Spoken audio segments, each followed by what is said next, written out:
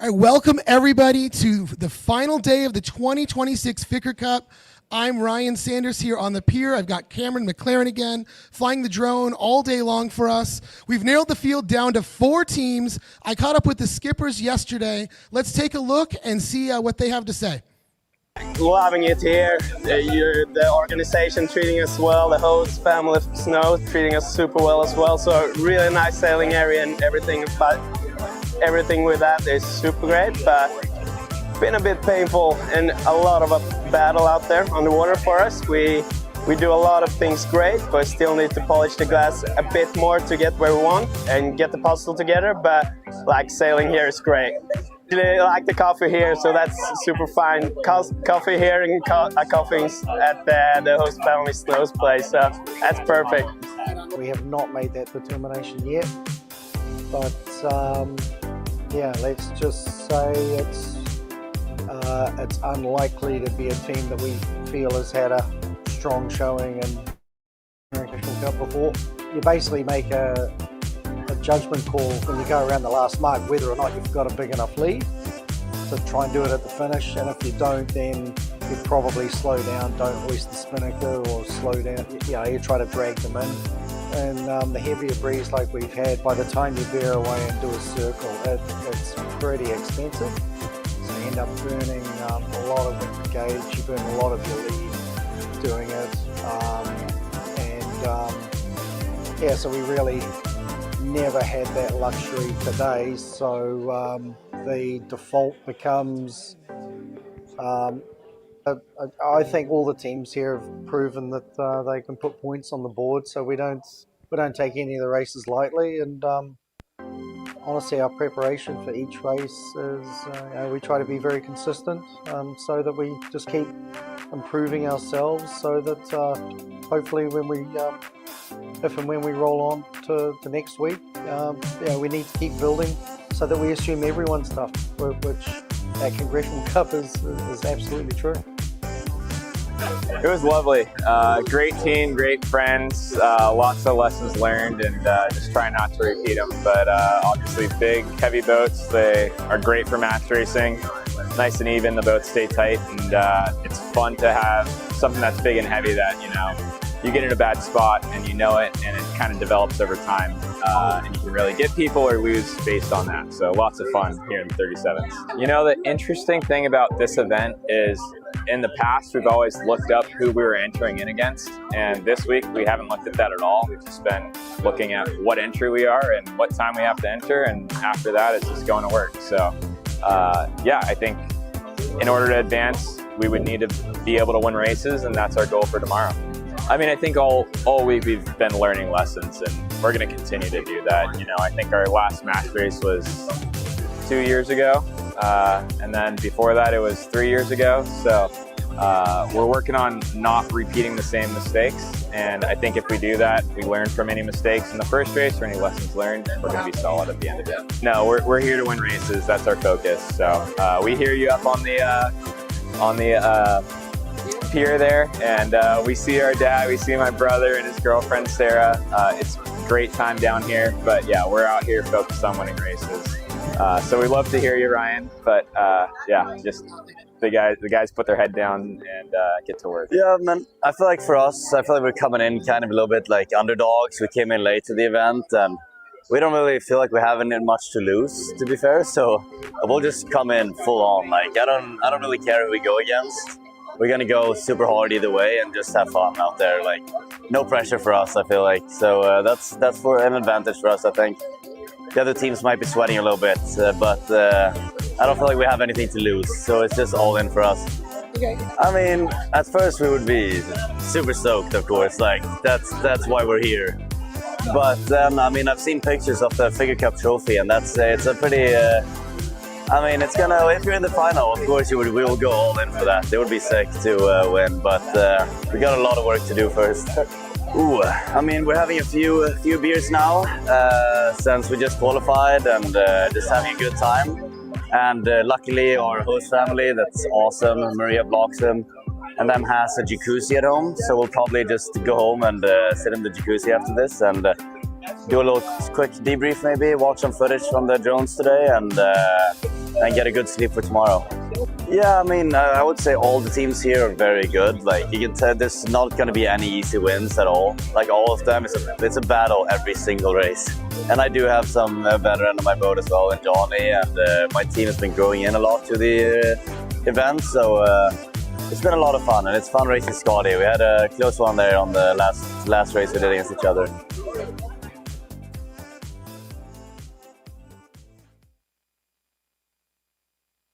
All right, welcome back to the pier. We've had a great 2 days of racing. Let me give you a little bit of the history of the Ficker Cup, as we've started every broadcast.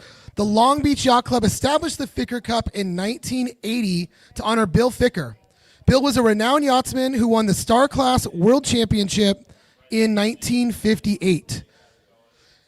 He helmed the vessel the Intrepid to victory in the 1970 America's Cup, where he earned the nickname Ficker is Quicker. That's why you'll see Ficker is Quicker on our logo for the Ficker Cup. 4 years later, he won the Congressional Cup here in Long Beach, and the rest is history. Bill Ficker passed away at the age of 89, but again, his legacy will live on forever here in Long Beach with Long Beach Yacht Club and the Ficker Cup.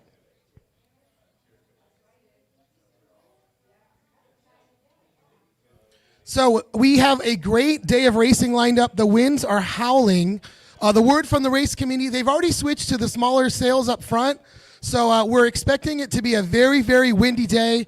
Going to be a lot of difficult for these teams as they pick up the wins. They've got every race matters. So this will be a fun day of racing. We've swapped up the race course a little bit.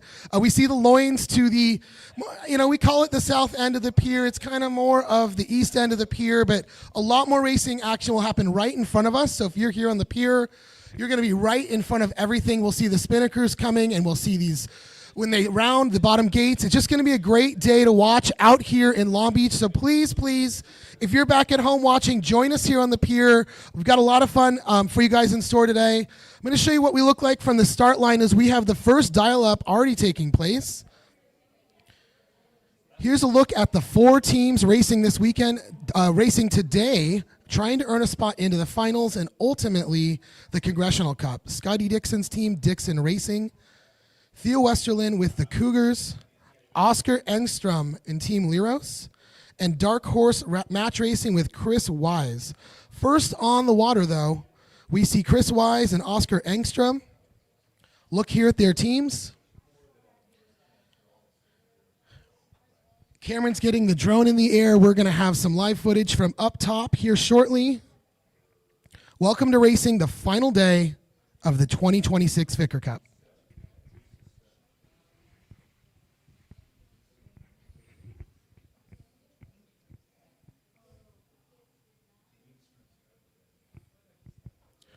Near to us on the camera, boat number 6 is Christopher Wise. Dark Horse Match Racing, they are excited to have a shot to make it back into the Congressional Cup. He made it there a few years back, and he said he's tasted blood. He wants to be back there. But Oscar Engstrom, the number 7 boat behind, they are excited at the chance to race on one of the biggest stages. He said that the Congressional Cup is everything. So they are going to push really hard all day long. Let's get up in the air with Cameron McLaren now and take a look overhead.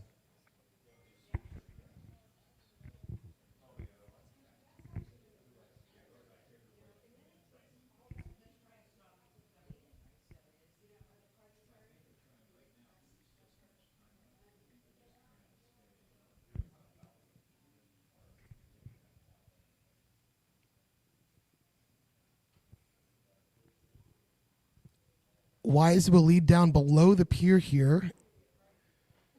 It's a different start line today, so we're going to see a completely different side of the pier that I do not think is going to favor anyone that comes below, because that will be some sort of wind shadow. Big wind shift. Very high winds already for 11:30 in the morning here at Belmont Veterans Memorial Pier. A storm blew through last night, as we predicted. It was wet. I heard the rain about 3 a.m., but we woke up to beautiful sunny skies. For the first time all weekend, we can see Catalina in the distance. So just check out this shot of Long Beach. Such a beautiful Sunday here. We're happy to share sailing with the world. As Wise leads Oscar Engstrom towards the start line here for the first match of the day. This will be a best of five, excuse me. First to win 3 matches advances on.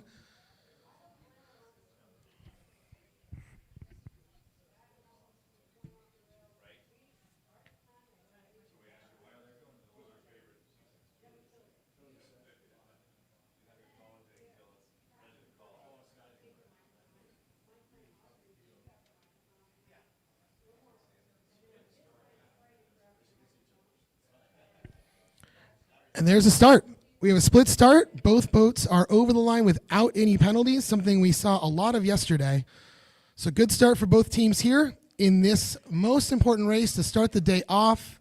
First to 3 wins will be advancing to the finals and into the Congressional Cup.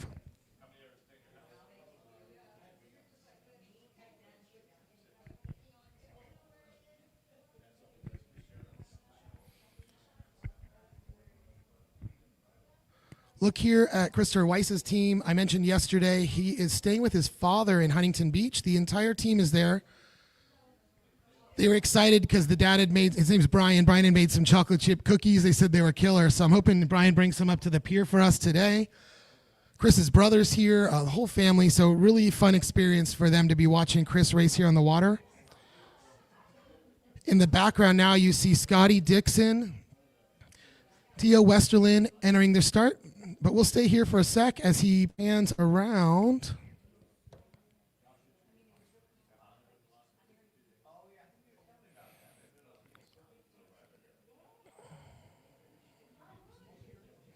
Beautiful look upwind. That peninsula or that mountain in the background is Palos Verdes Peninsula, port of Long Beach.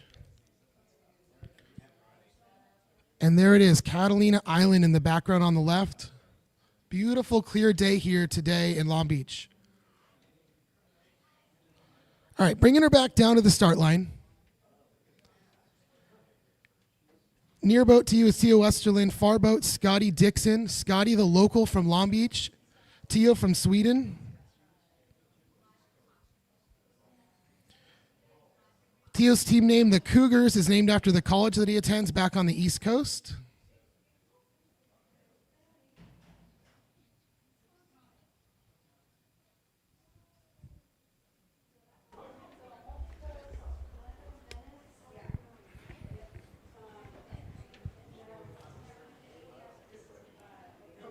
Good time to remind everybody that we are open upstairs in the loft for viewing. It is open to the public. There's a full-service bar up here.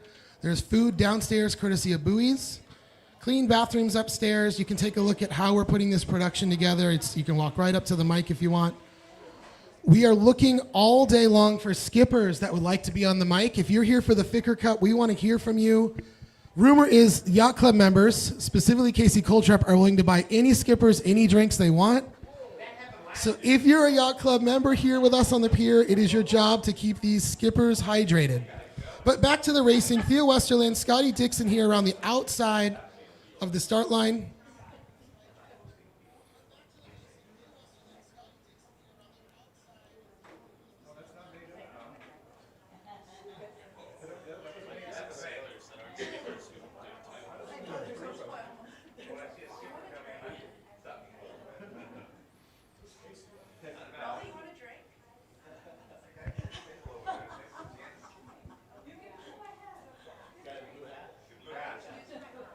You see the shot now. Scotty Dixon is holding Westerlin out of the start line here in this dial-up.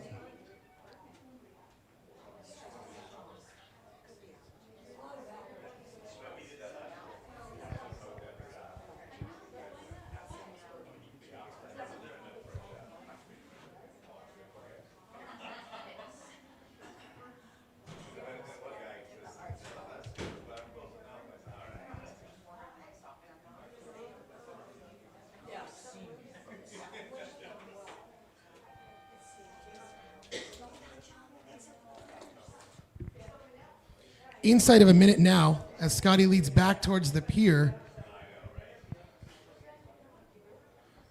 We've seen multiple instances this week where the inside boat gets pinned against the loins with nowhere to go. The wind is on today. I don't think they'll take those chances with this much of a breeze already. Dixon jibes and makes his way back to the start line.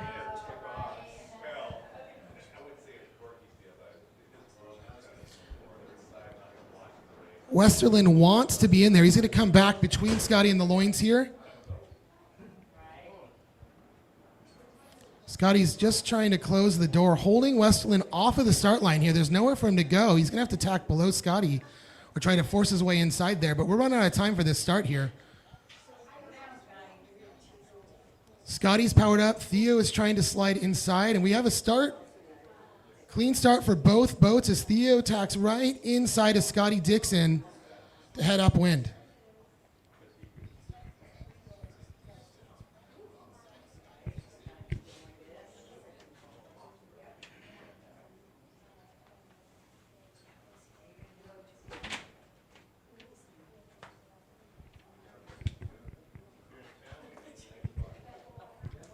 As these boats head through the gates, we're going to take a look up course here. As Cameron maneuvers himself around, we see them here on camera. I don't quite have a shot of the spinnakers. Here's a look down at the pier. There we go. That yellow spinnaker, plethora of businesses, is Oscar Engstrom, the number 7 boat. Here ahead of Christopher Weiss on the first downwind leg, Farmers and Merchant spinnaker. As Scotty Dixon and Theo Westerlund split the course here on their way upwind.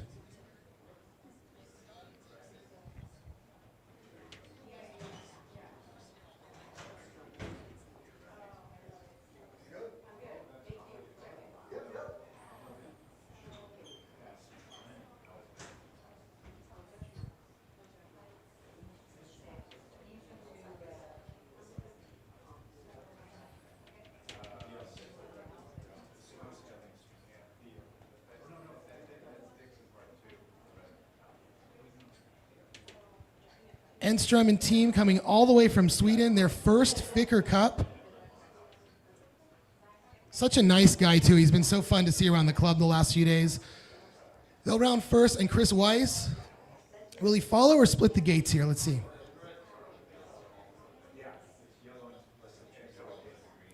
Splitting the gates, taking his chances on the other side of the race course here. Christopher Weiss just off camera.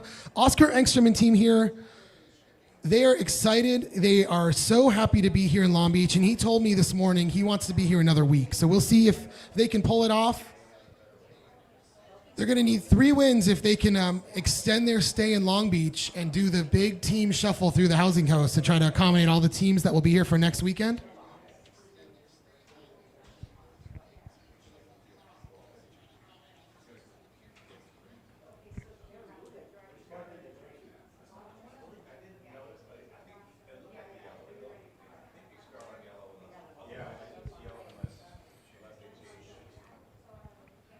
Already see a comment here saying, let's go, Theo. So please, if you are watching at home, chime in with comments. We'll answer all the questions we can throughout the day.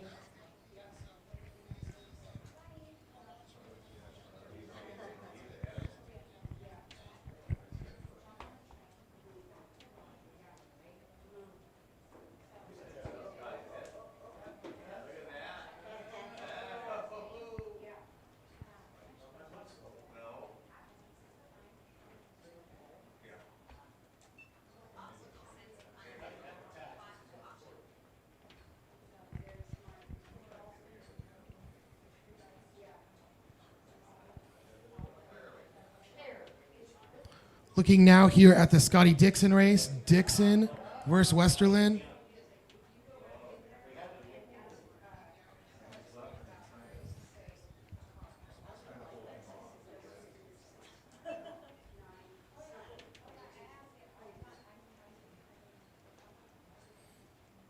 A little bit of a dial-up here on the top of the race course. Do you know which mark they're going to? Yellow or green? They are going to that yellow mark you see in camera here. Dixon will be below the lane line, it looks like. So maybe both boats. The breeze is so heavy today.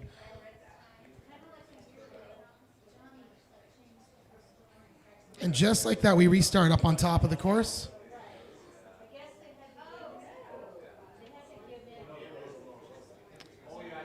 All right, there we go. So both boats will make it around, but will there be room for both boats?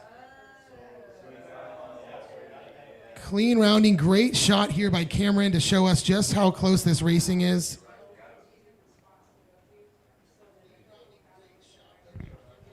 Definitely was thinking Port Raglan.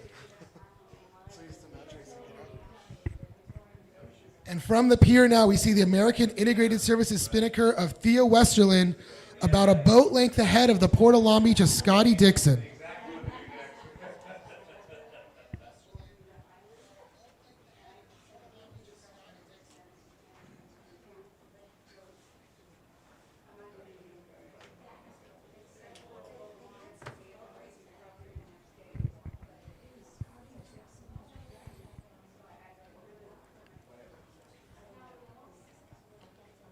A fresh start today. Scotty led the regatta, had a little bit of cruise mode going, but every single race matters now. In this first to 3 wins match between Scotty Dixon and Theo Westerlin.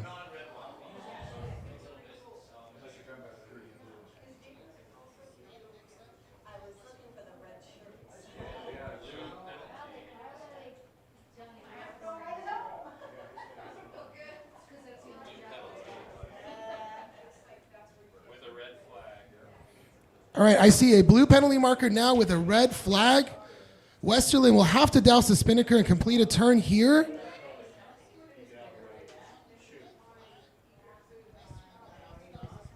Does red mean immediate turn? That red marker identifying an immediate turn required. This is only the first downwind leg, but this is big news for Scotty Dixon.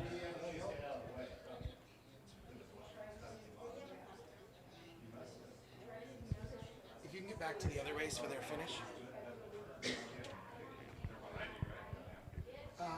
Yeah, to your left.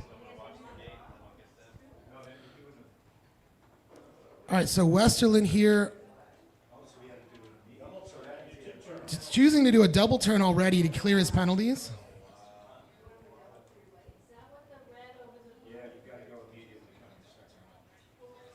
All right, hearing up here in the loft from a few more rules experts that the red over yellow or blue means immediate 2 turns.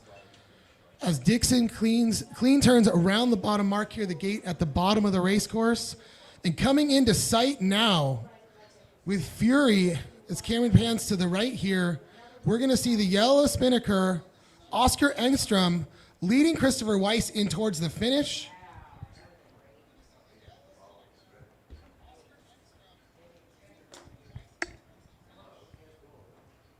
And they're going to have trouble as Theo Westerlin here, right between the 2 boats. This is going to really help Oscar Engstrom.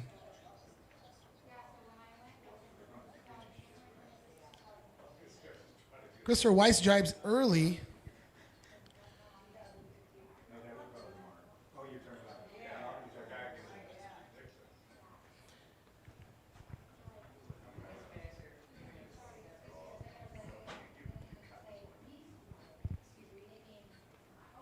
That jibe might have paid off, though. Look how fast Chris Weiss looks from this angle. Theo looks like he will make the lay line here, though, into the finish. Excuse me.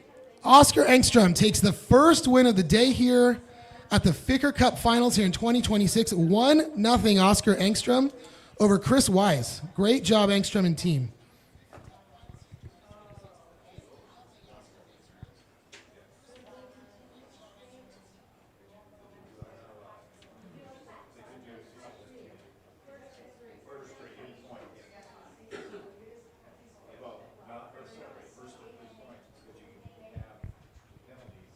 Seeing a note here, yeah, Zach Merton from New Zealand is sailing with the Swedish team this week.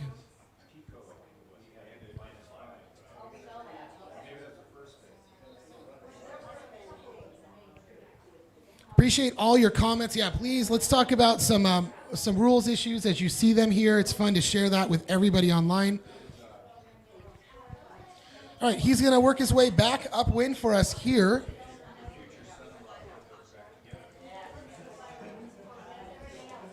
And we will take a look at Scotty Dixon leading his match here over Theo Westerlin.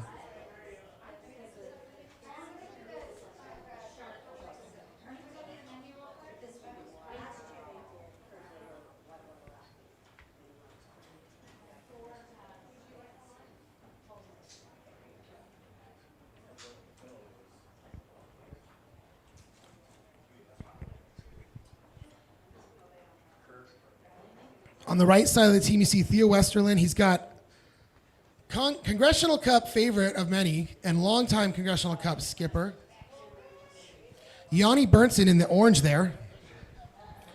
There was some discussion this week that Theo would not allow him to wear orange, but I think Yanni won that battle here, as you can brightly see him all the way across the bay here in Long Beach. A word I'm hearing is the only jacket he brought with him, so didn't want to ask anyone to borrow one, but.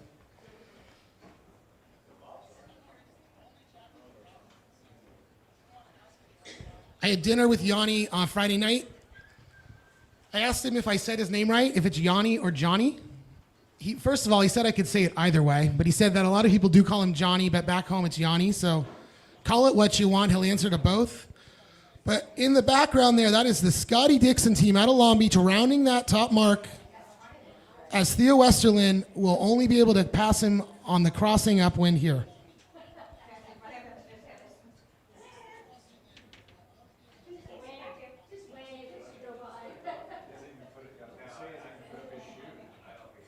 No spinnaker yet from Scotty Dixon. This could be a play due to the winds. He might want to save the sail.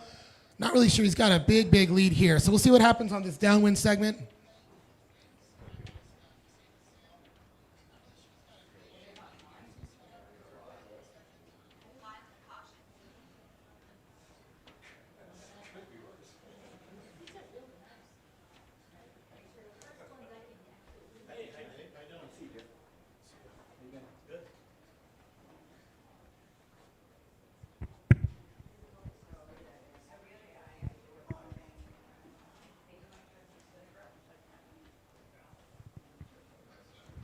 Look here at Scotty Dixon's team. So they sail down towards the pier. In the background, on off camera, we can see Theo's finally rounded that top mark. So for all intents and purposes here, looks like it'll be a cruise to finish for Scotty Dixon.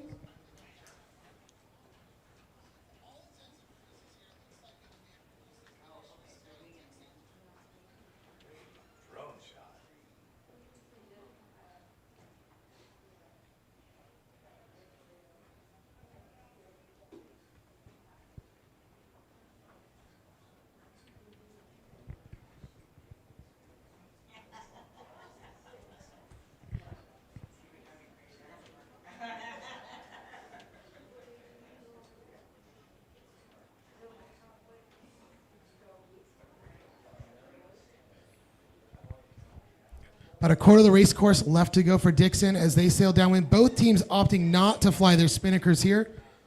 There was talk this morning, if the winds reach a certain level, the race committee will require spinnakers to stay in the boat, as the afternoon is projected to be very, very heavy wind.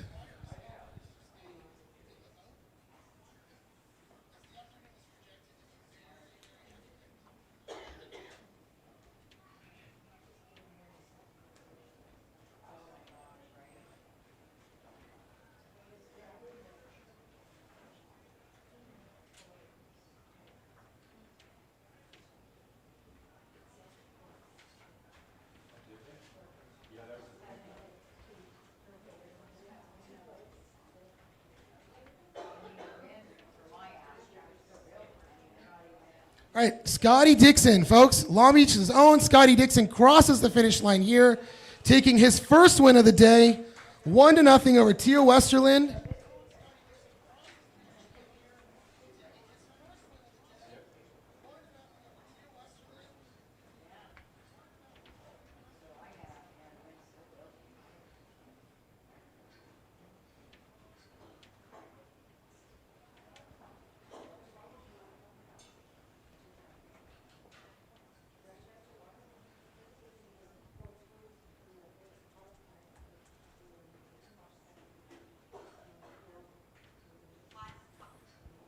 Look back here at Scotty Dixon and team.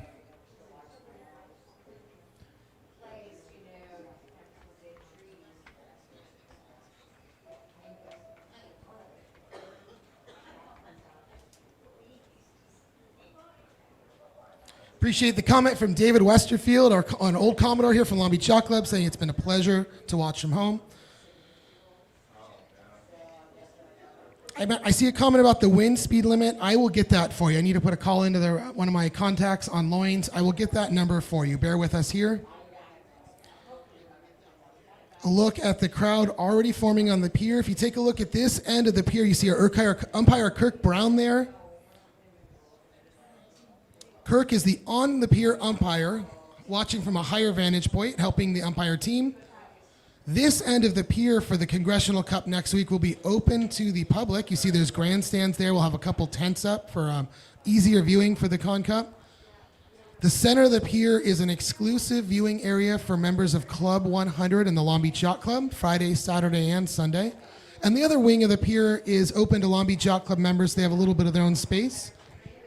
But viewing is free here today and all next week for the Congressional Cup. Please join us on the pier.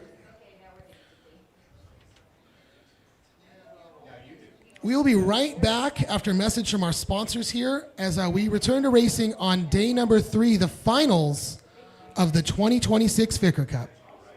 In championship sailing, there are no second chances. Every move matters. Every decision counts. Selling your business is no different. It demands precision, judgment, and the right partner to navigate critical inflection points when it matters most. Since 1998, Plethora Businesses has successfully guided hundreds of business owners through complex transactions with strategic results. Precision wins. PlethoraBusinesses.com. Okay. And the names are the samples. Yeah. We get to the next one. I think I got all 4 of them here.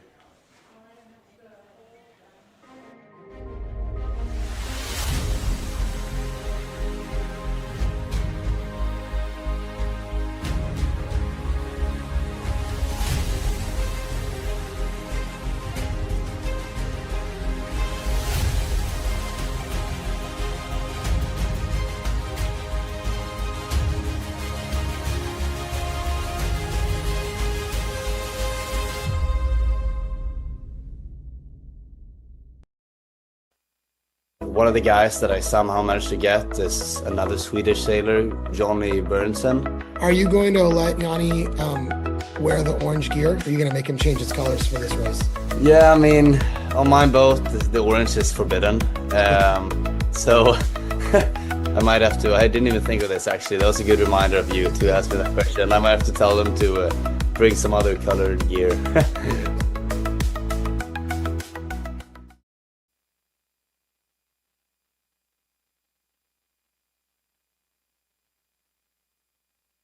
Back up here in the booth, I've got some help to call the next set of races here.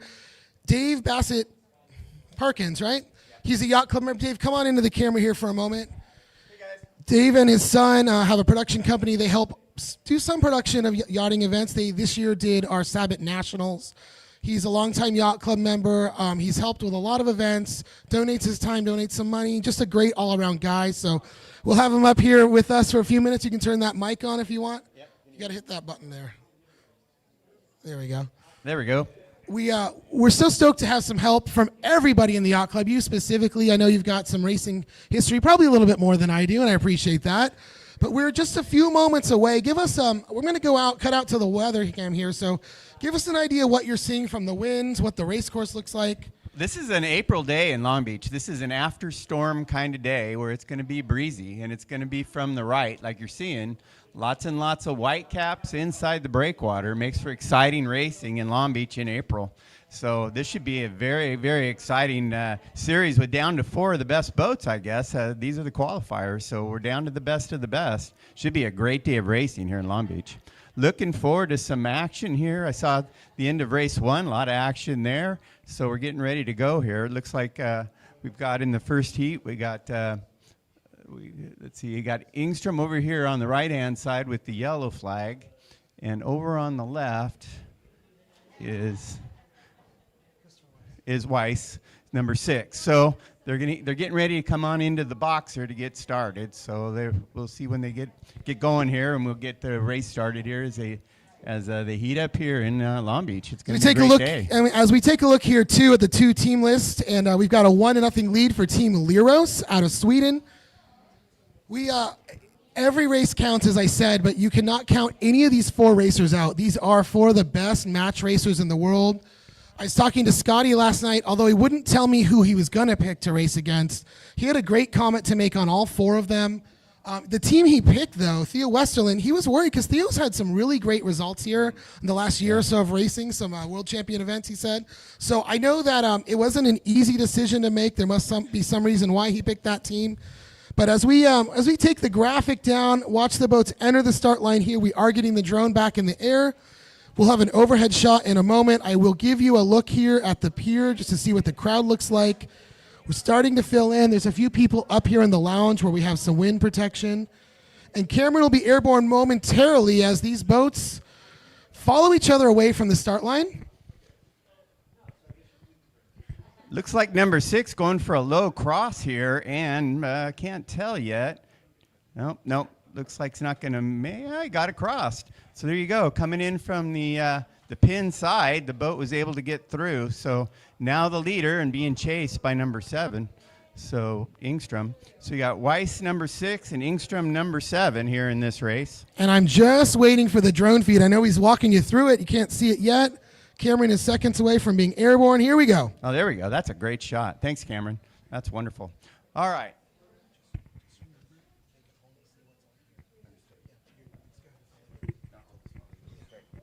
All right, so looking at the screen here, we got number 7 going over to starboard, and number 6 is Weiss coming in towards the pier.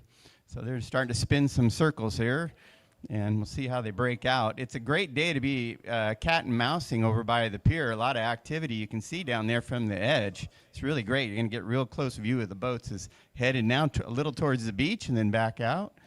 All right, little cat and mouse here. So number 7's in the lead and number 6 is pushing. And so as they head up a little more towards the line, they got a lot of time still, obviously. And with this much breeze, you cover a lot of distance in these boats pretty quickly. So big boats do go fast and you get a lot of action. So let's see, number 7 headed back out on the starboard here, and 6 trying to take off and get out of the way. All right, so you got Weiss in the lead, and you got number 7 pushing from behind, Engstrom, moving up towards the line. Long Beach in April, it's a great place to be if you're a sailor. Always interesting, always windy, so it's going to be a great day on the water. Well, there they go, and it's turning another circle. Really active down there towards the end of the pier, trying to get inside. Oh, there's a hard circle by number 6. 7's trying to follow. That's a great view. All right. So a lot of action over there. Trying to get the other one to commit a foul early so that they can get the advantage before the race even starts.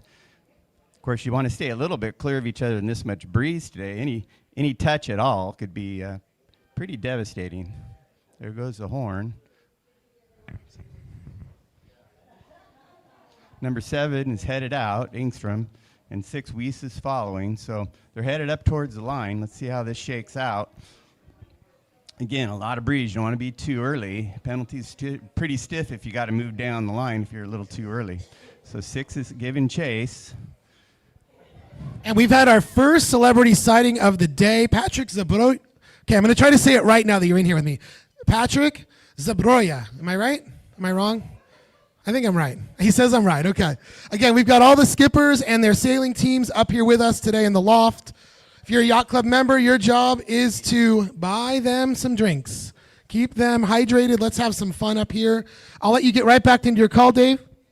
Okay, here we go. Headed up to the line.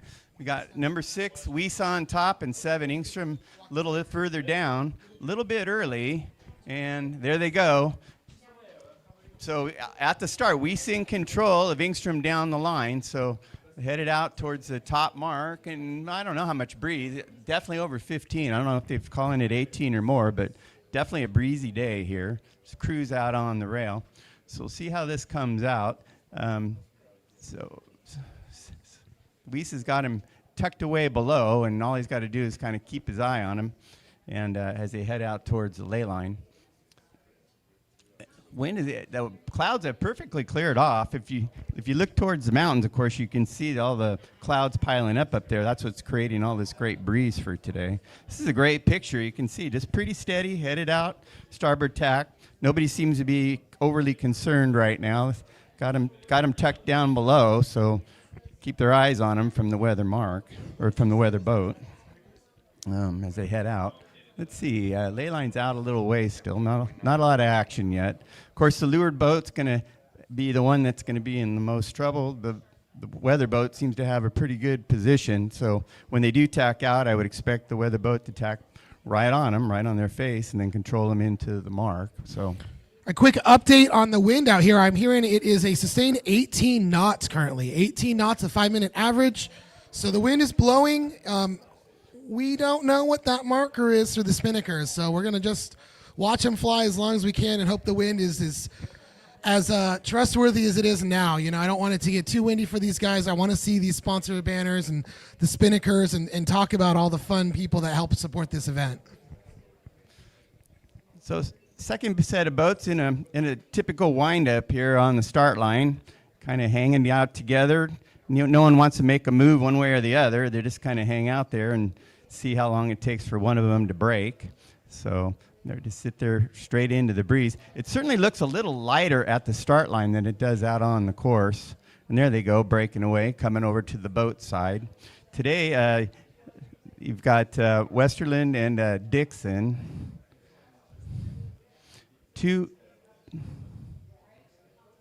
Got number 2. Yeah, let me throw up the graphic here while these boats are coming back towards the pier. Yeah. Scotty Dixon currently up 1-0 over Theo Westerland here, as you see. A couple of comments that I'm seeing coming about this match here. First and foremost, let's go Henry Day out of Wilson High School. That's so cool to have a local high school sailor here with Team Westerland. Another comment, Cormac Murphy, I remember you from last year. You were here with us. You know, I tried this morning to make a start timer work on the software we have. I just couldn't pull it off, so my apologies. I agree, a start timer would have been so clutch for these race starts. But, you know, this is the best we got for now. I appreciate you watching either way, and hopefully we see you back in Long Beach, Cormac. Thank you for watching. Really, really appreciate it.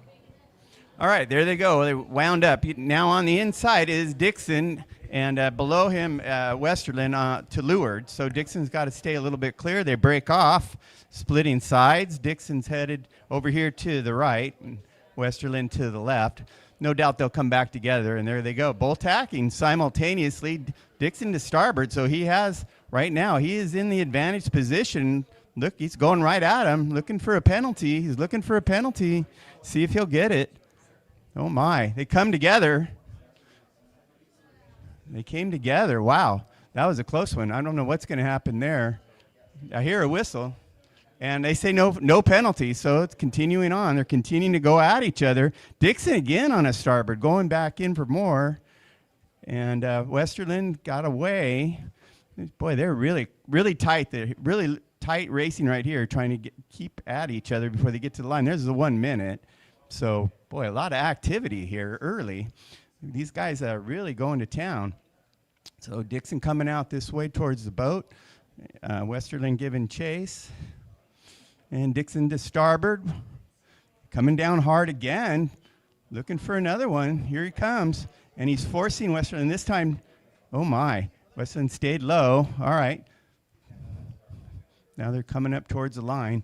Dixon's coming up. He's already headed towards the line. So we'll see how this turns out. There goes Westerland giving chase. We're under a minute as they head up towards the line. If Dixon's right, he's going to have a tremendous start. Oh, he's coming down now. He's trying to slow down, trying to get some pace. There he goes down the line. And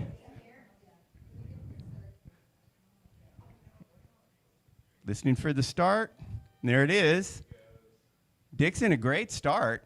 And Westerland to the inside of him, but Dixon coming up. A real good start right on the line. There goes Westerland. He's going to go right. We'll see what Dixon does.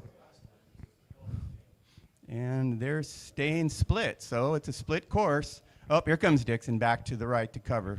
Smart move on a Long Beach day like this. Don't want to get too far away.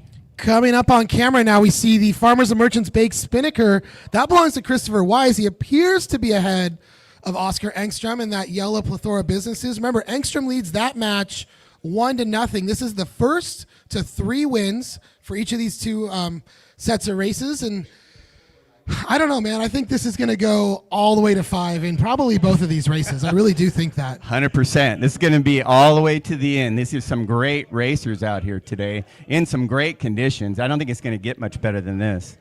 Unlike the Congressional Cup, here at the Ficker Cup, they are not going to swap boats today. So the team you see with their spinnaker will be the same spinnaker for the entire day. At Congressional Cup, the teams have the option to swap. For the Long Beach Yacht Club's sake, it's a little bit manpower required to do that. We need an extra boat on the water to swap the teams, and just not something that we have going this year for the Ficker Cup. And ironically, Yanni Bernson was the one that asked about that in the skipper's brief this morning. But they do not swap boats. They stick with the same boat all day, same spinnaker. Makes it a lot easier for us. Yes, it does. It really does. This is a great picture by Cameron, both sets of boats in the same frame. And you can see the spinnaker race downwind. The green boat seems to have the lead. On the upwind side, boy, it looks like Dixon's been falling back, but it's hard to tell until they cross tacks out of the right corner. But as of right now, he's still in the commanding spot. We'll see what happens on the cross. We'll see if the starboard boat gets across okay. The other boat's coming into the bottom mark, getting ready for a douse. On the inside is the green boat, is Weiss. And boy, the yellow boat, the spinnaker just took off on him, Engstrom, a little bit early. Weiss has a nice drop going here and nice strip. And this looks like a really, really nice round by Weiss. Yep, there he goes. He's going to have a 5 or 10 second lead as Engstrom goes to the outside mark, or as we go out to sea.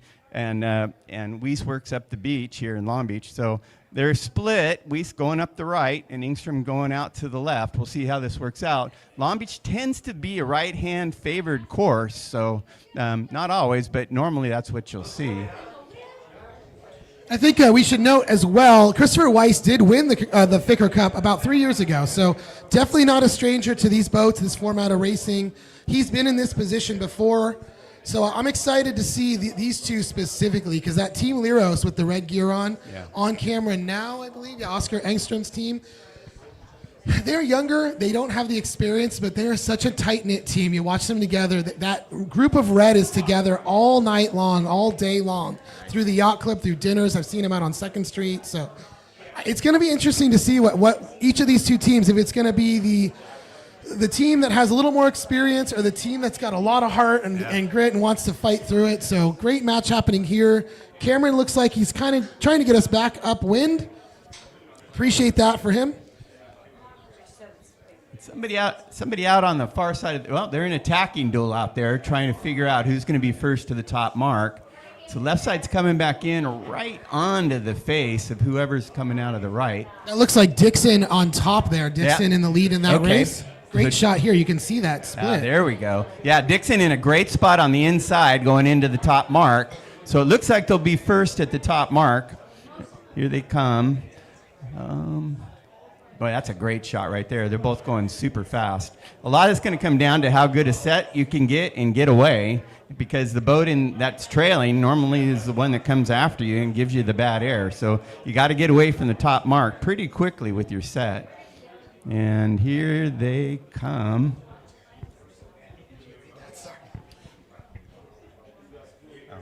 And thanks to Tony Staples in Canada. Nice shout out for good coverage. Like to hear that. So thank you, Tony. Yeah. Here we go. Here's the set. And about a 1 boat length. Nice. Kites up and pulling. Nice, beautiful set. And that's in the lead is Chris Dixon. Scotty Dixon in the lead there. Dixon, sorry. Come on, he's our yacht club favorite. I'm just teasing. Give you a hard time. Here we go. Second set is not quite full yet. A little bit slower. Still not pulling. Still not pulling. A little bit of a wrap on that American Integrated Service. American Integrated System spinnaker. Excuse me, I can't read it. I don't know what it says. There they go. Boy, that's a big, big help for Scotty. He got away on that one. That was a nice set, and as soon as that kite started pulling, they just started ripping. So, all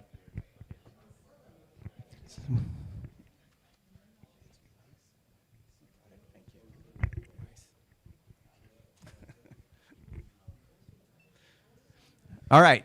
now we got a good picture of the second heat here. The guy on the inside actually has a pretty nice spot.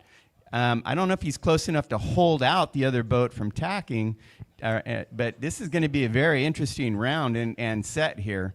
The boat on the inside seems to have all the rights, but let's see what happens. Here Inside boat, Christopher Weiss. Outside boat, you see that red gear. Oscar Engstrom. He's oh, he's decking. going to cross Going clear ahead behind. there. Wow. Going behind, and now we'll see the set. So that's a big pickup by Engstrom on that upwind leg because if you remember, Christopher Weiss, I'm getting all these names mixed up. Christopher Weiss was leading around the bottom mark, right? So we'll see what happens as these guys make their final leg downwind. Beautiful set by Weiss from the back. The yellow kite's still not full and still having some issues. Oh, it looks like Weiss is going to just drive right over the top. Beautiful set. Just steamrolling. Steamroll. Look at him go. And just Look at that picture. I'll give you guys a Holy quick mackerel. update here from Wow. the camera on the pier. This is Scotty Dixon making the rounding ahead of Theo Westerlin. Dixon looking to make it 2 for 2. They've got 2 legs left to go as they'll turn back upwind. But let's get right back to the top of the course here with Cameron McLaren on the controls of our drone here. Both of them struggling a little bit with the kite, having a hard time pulling it in. It looks like Oscar Engstrom is just taking him out. He's taking him far from the finish line here. Finally, he can he's jibe looking and to get some jibe. clean air. There, he's just slowing down, looking for a chance to jibe, and there they go. All right, so Weiss still having issues with the kite. Not sure what's going on there, but falling back. There they go. There they go. Now they got it in. And Engstrom just pulled ahead on him. I thought he had him rolled earlier, but it didn't work out. So they're back in the position where Engstrom's in control of this race, going down to the bottom mark. I love the comments. Why'd you cut? Just trying to show both the races here. Updates on the marks where we can. I'll do my best to keep the excitement flowing for you guys. I do appreciate you watching, though. Thank you. So Engstrom in control here, has Weiss on the outside, trying to keep moving. Having a little problem keeping the kite full, though. Could be because Weiss coming on, taking a little bit of his wind, but in control, at least right now, of the bottom mark. We'll see how this works out. If he gets rolled, of course, then they might end up in some bad air and have a hard time getting down into the mark. As you can see, they're sailing high, trying to stay above. Again, the yellow Spinnaker, Engstrom has control of the situation right now. And this is coming into a finish, guys. So this is the end of this second race. So there goes Weiss trying to pull out of it. Lets the kite out. Has a crash jibe, getting over, getting the kite working again. And there they go. In the meantime, Engstrom was able to do a really smooth dig down and is headed for the pin into the finish line. This could be a lot closer than it looked at first. It looks like it's going to be tight. Both of them going very fast. Both vying for opposite ends of the finish line. Christopher Weiss desperately trying to pick up speed here. He's just going to be about 5 boat lengths too short, I think. It looks like it, and that's a good call from here. And here they come. And the pin is going to be Engstrom taking it. Oscar Engstrom, his second win of the match. Engstrom goes up 2-0 over the American Christopher Weiss. Great job to the Swedish team, Team Liros. Flying that plethora business is Spinnaker proud. I know George and Dora are probably stoked to see that yellow Spinnaker winning some races. I don't know if they're in here yet.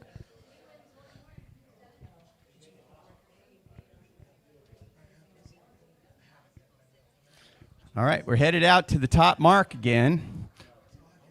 And those boats are still very close together. As you can see, a little bit of attacking duel going on out there. Just whoever's in the front there, it's hard to tell, is definitely in the controlling spot, but not by much. It's a tight race here. Well, going back to get some more. See if she can ping-pong him one more time and maybe force him off the ley line.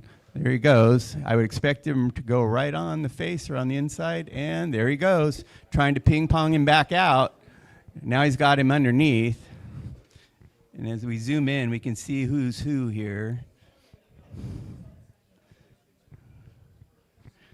Yeah, that's a beautiful shot. So 3's in the back, and that is Westerland. So it means Scotty's in the front. This is going to be a tough move here. This is a tack set in a little bit of breeze. So watch the crew work on this one. Here goes Scotty. There's the tack, and then they go roll right into a set, and pole gets up, and they're at the mark. There's 1 boat length. Kite's going up. Boat and a half. About 2 boats, they got it up. And then here comes let's see, this is Westerland to behind. About a boat length and a half. There's 2 boats. Still not full yet. The pole hasn't gone up yet. It's part of the issue. Pole needs to go up and back, and still having some problems. It looks like the topping lift on the pole, there it goes. Now it's moving up. See how they got that strap down tight on that red spinnaker? They really need it to lift up to get that clue working. Kite comes down, and there they go. Kites are fast when they're out, and they're slow when they're strapped in. So you got to get it out there as far as you can. So with that little bit of action, Scotty kind of pulled out there from that top mark.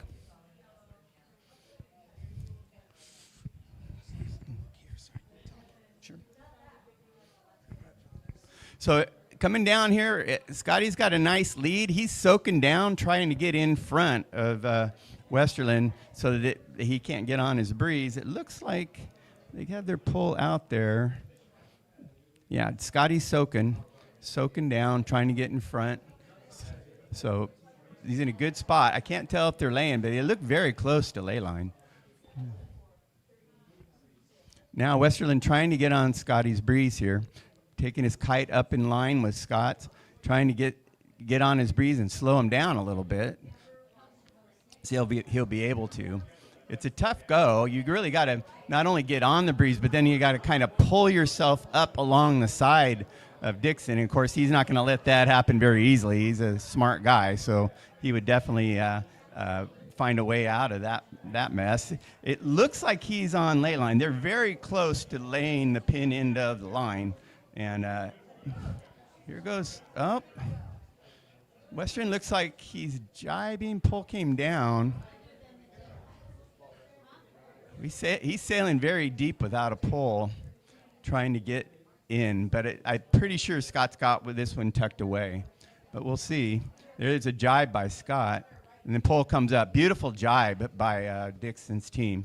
And they're definitely going to win this one. All right, out on the pier. Give it up, folks. Your own Scotty Dixon about to go up 2 races to none. Beautiful. There's a beautiful shot of the finish. Fantastic. Thanks, Cameron. That's a great shot. Yeah, you can see how far he won the race by. Nice.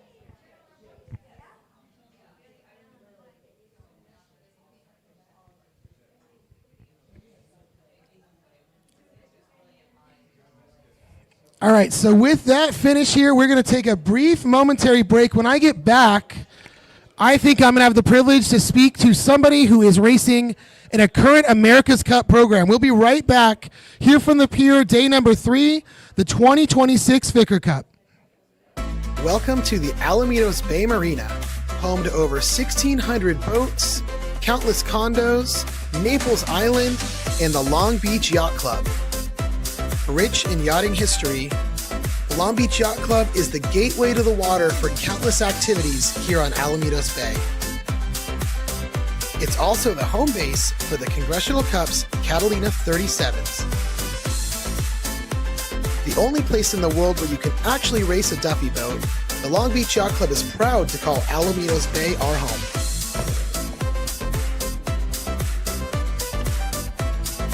Just like we do for the Congressional Cup, we are happy to host yachtsmen from around the world and give them a small taste of what life is like here in Southern California, in Long Beach, on Alamitos Bay.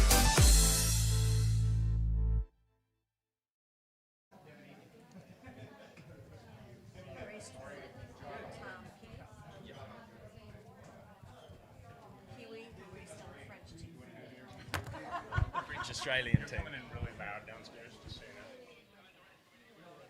Good morning.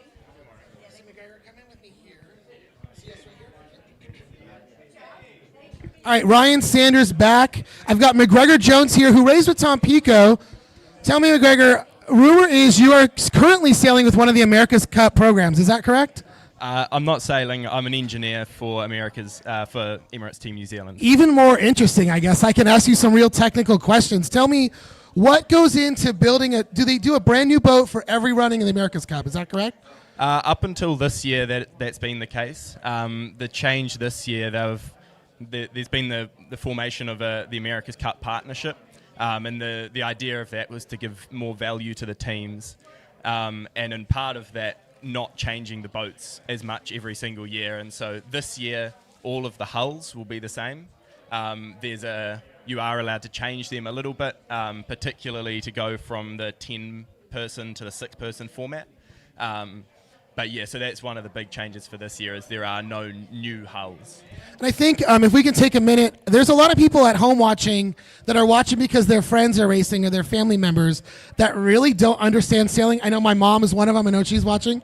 Explain to those at home, just in a very brief 3-sentence description, what is the America's Cup and why is it such an international experience? I mean, the America's Cup is the oldest sporting trophy there is, so the prestige of it is one thing.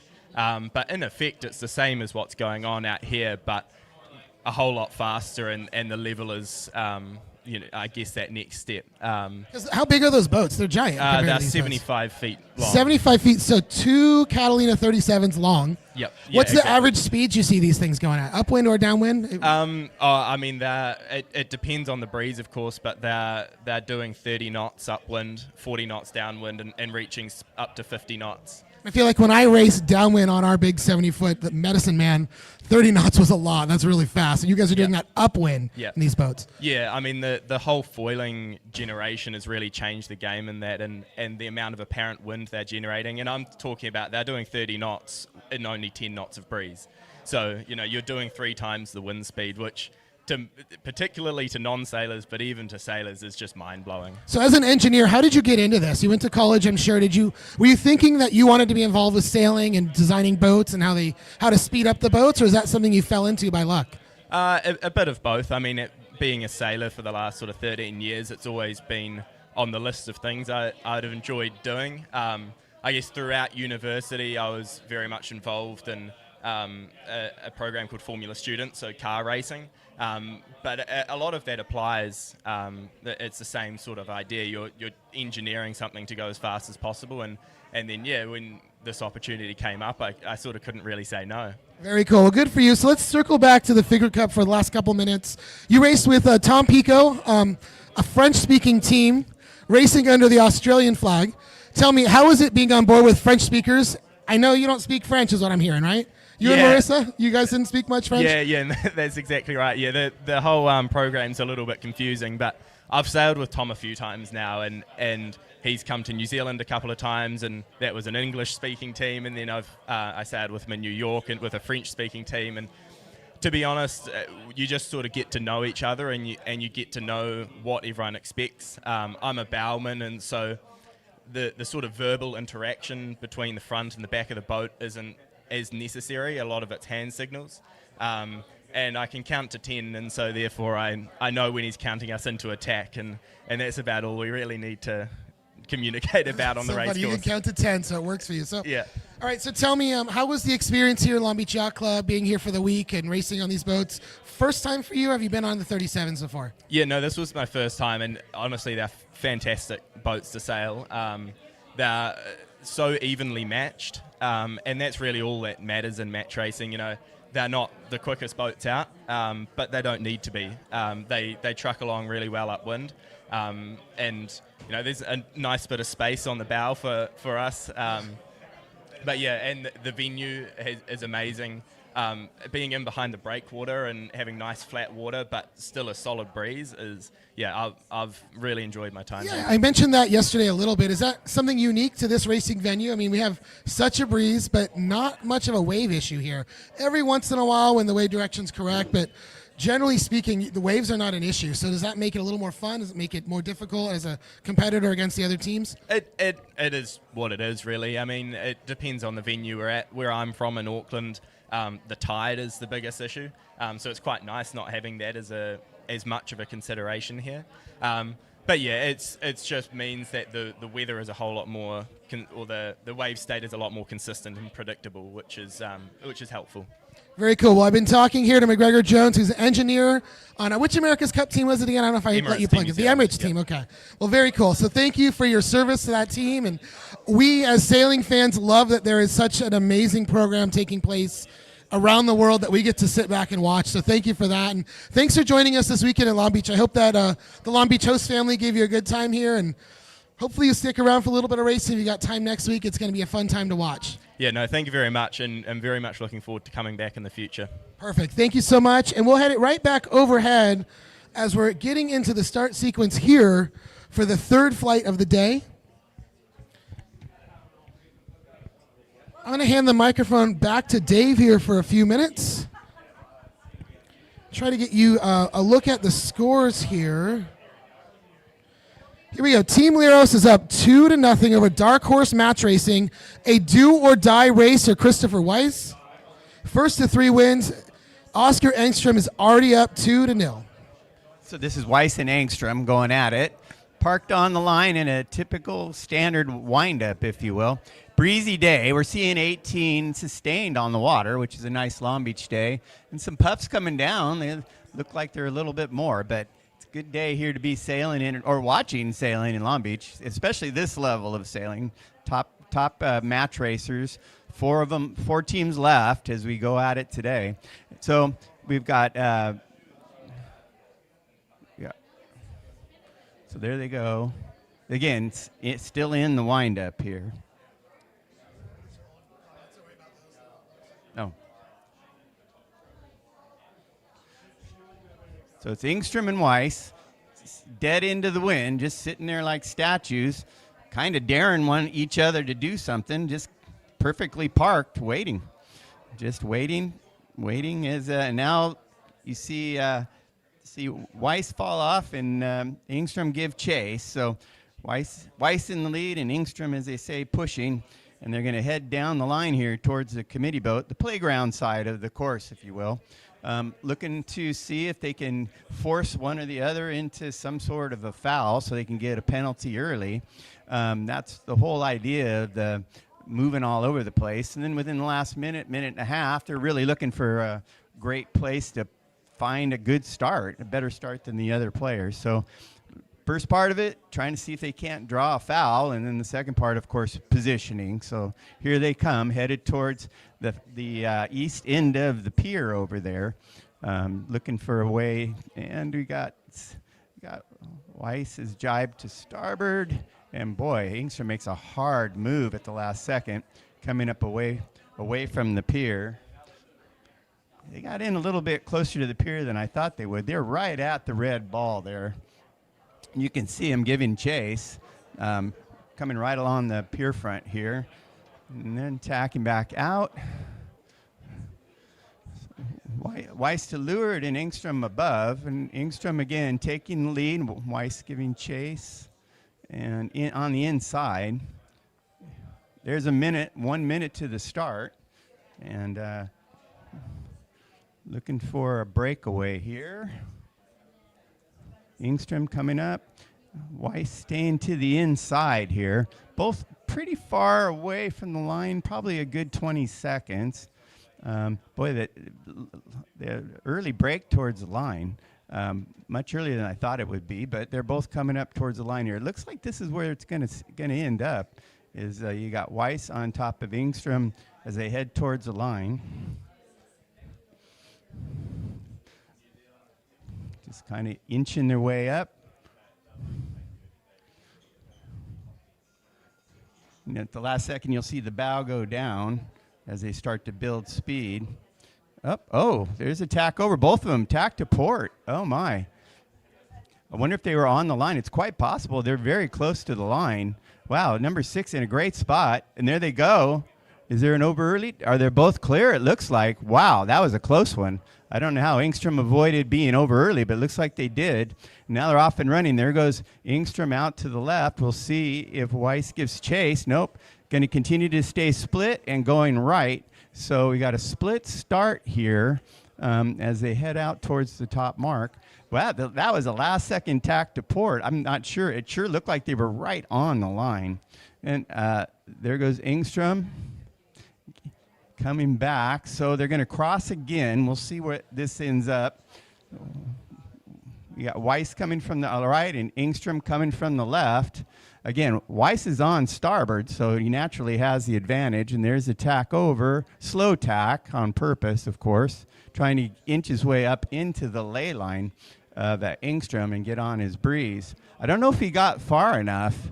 It looks like he might be in a little bit of trouble. It looks like Weiss is a little bit further lower than he wanted to be after that tack.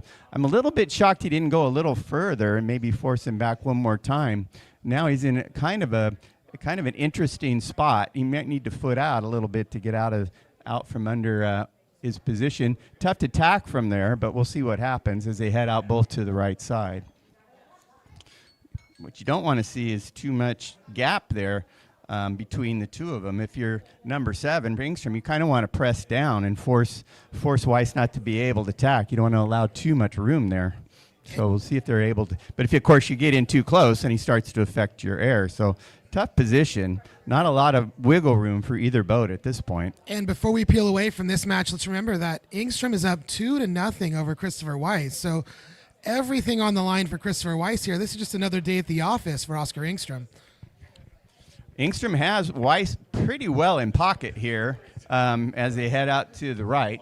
Got to keep his eyes on him, of course, in case there's a last-second move. But at the end of the day, it got him fairly well under control.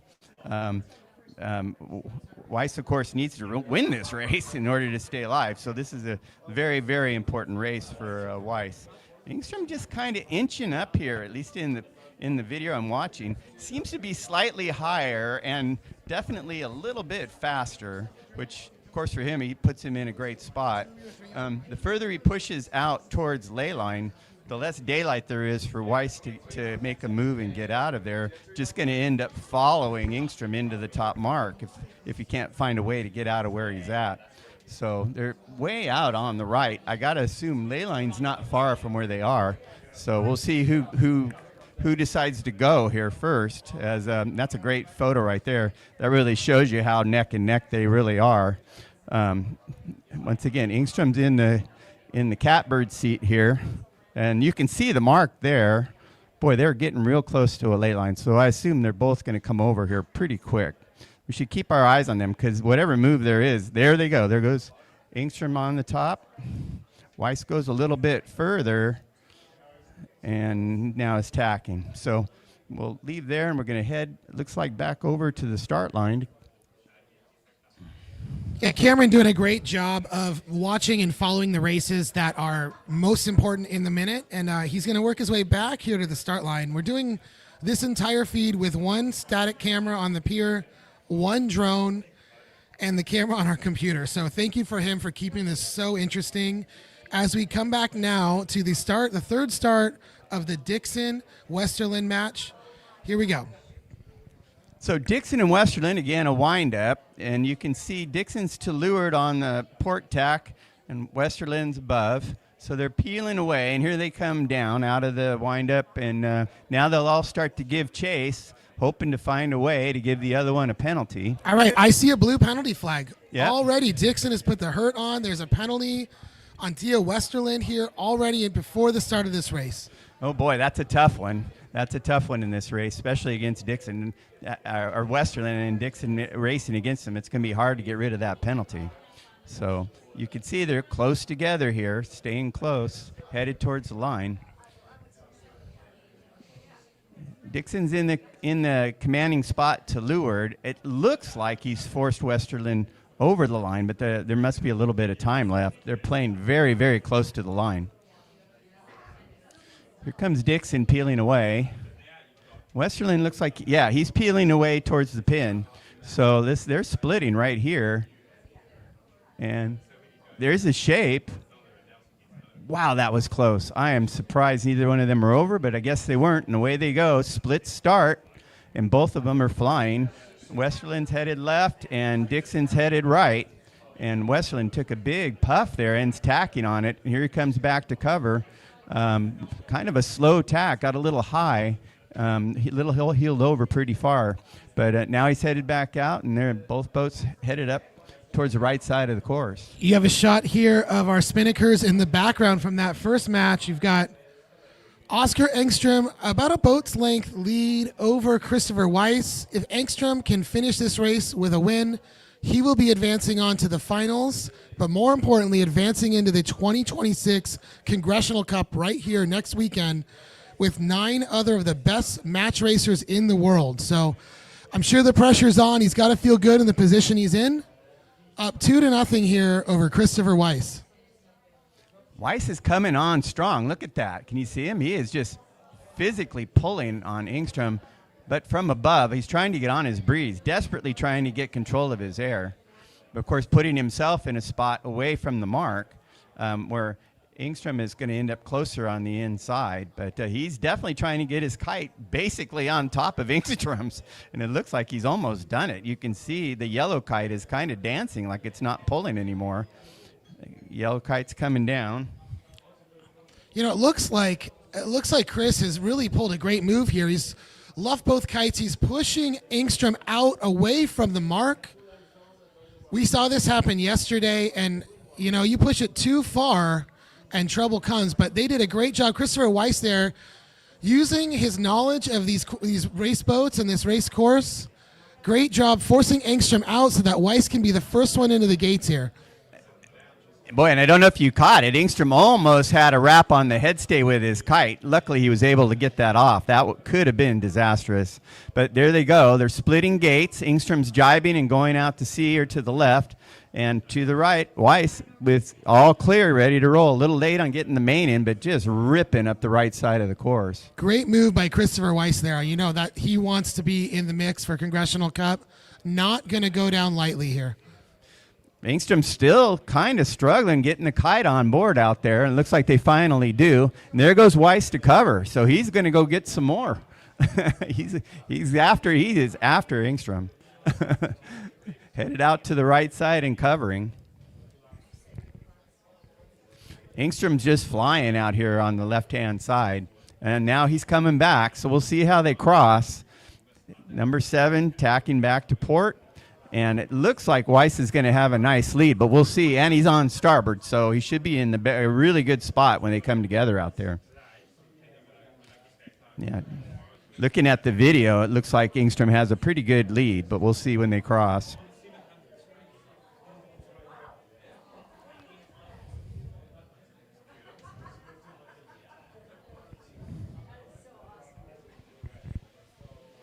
And there he goes, right on the face. Right on the face of Engstrom. A great move, forcing Engstrom back. I don't know if Weiss is on ley line. If he is, that was a tremendous move. Otherwise, he may need to go back one more time and take another bite out of Engstrom out there. Yeah, he's shy of ley line, so he's going to have another shot at him when they cross again. In the background there now, a quick view of the Scotty Dixon race versus Theo Westerlin. Dixon tacking now towards that top mark. Do they still have a flag up on that race? Yep. Yeah. Still a penalty to Theo Westerlin as Dixon rounds. Yeah, that's a tough spot for Westerlin. Dixon's kite's up. And nice set. About a boat length and a half away. Got a full kite. Comes Westerlin's kite, still a little slow coming up, and pole needs to come back. Probably a little longer, about 2-3 boat lengths, a little bit behind. Scotty's really pulled out with that little bit of a lead there. So this will be the second of 4 legs for Scotty Dixon and crew as they lead Theo Westerlin, who is racing with a penalty flag.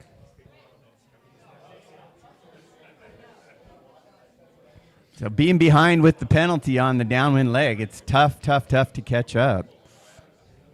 Here comes behind them, you can see the cross, and it looks like Weiss is going to be ahead coming out of the right side. And more than ahead, he has a very nice lead there, a couple boat lengths as they cross out there going into the weather mark. I want to thank everybody again for joining us live here on Facebook and YouTube. We are at the end of the Belmont Veterans Memorial Pier here in Long Beach for day number 3 of the 2026 Ficker Cup.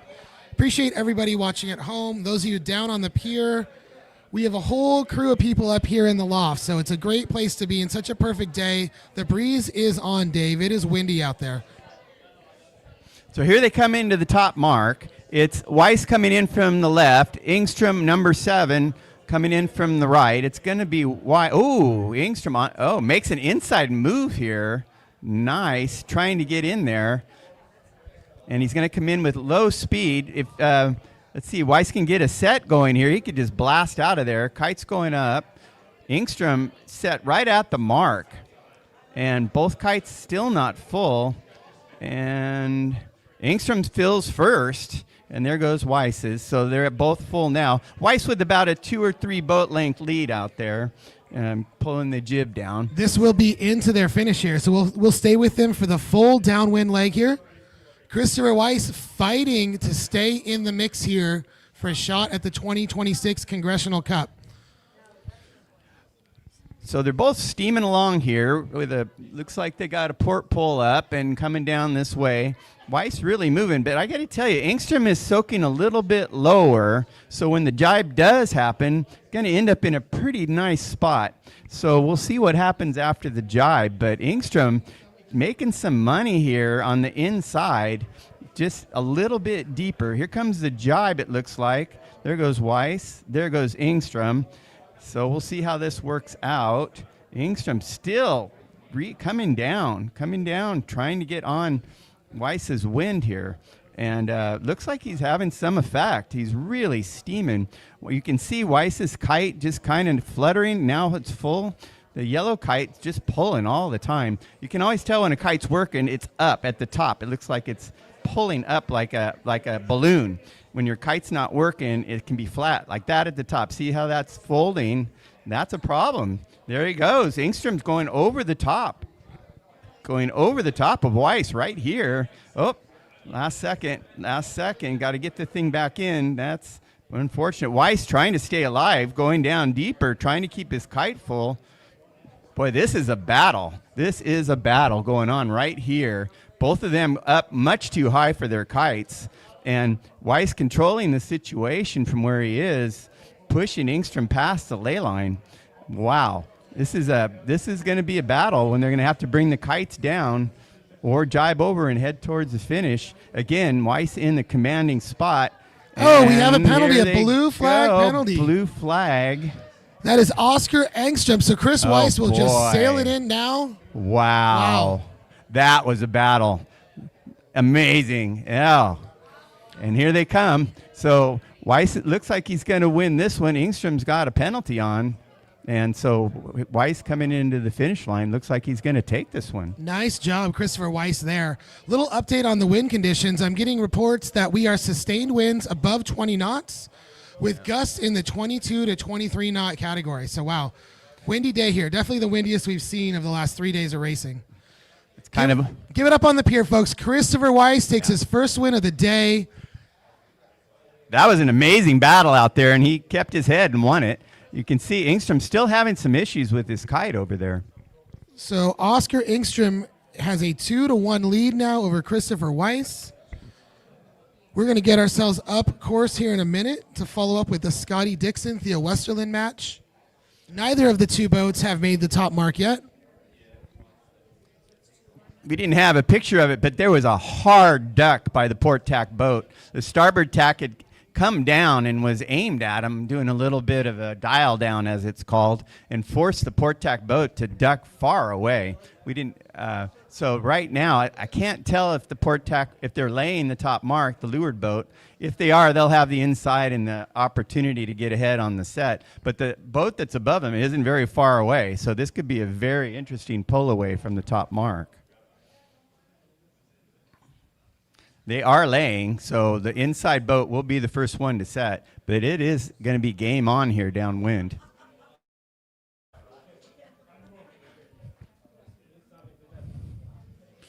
Bit of a mark trap there by the leeward boat, kind of pushing up and stalling, trying to get the other boat to tack over to starboard before they fall off and set. It's a delay tactic, and right now it seems to be working. They're pushing them away from the mark.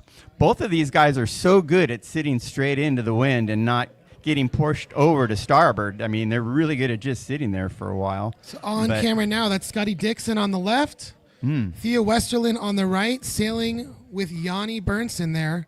Boy, this is a problem. They've tacked to starboard, and that gives them right of way. This is going to be a difficult position. Oh, man, remember Theo Westerlin they've gone bow to bow. Theo Westerlin working hard to clear that penalty here. Man, I'm not sure how this is going to turn out, but there's contact, and of course with contact comes some sort of a penalty. So let's see how this shakes out. Neither boat double blue flag. So this is good if you is it Scotty in blue on this match? Who's blue? Two blues. Theo Westerlin is blue here, so this is good if you're a Scotty Dixon fan. Wow. So double blue means he's got to clear one of them right away, and the other boats can tack and go to the mark anytime.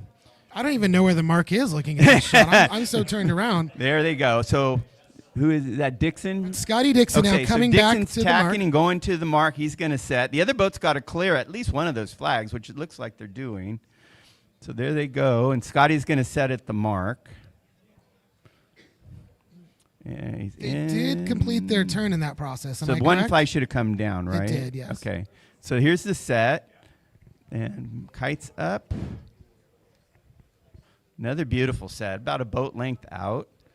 And Westerlin's right behind, but still has a flag. So he's still got one more to clear. This is finish, right? This is into the finish, yes. Yeah, this can be a tough one. First you got to catch up. Now, first you got to catch up, and then you got to find some time to clear that penalty. So I expect Westerlin to be very aggressively chasing, trying to get on Scott's wind. You can see Scotty's kite isn't quite all the way up there, a little bit away from the top of the mast.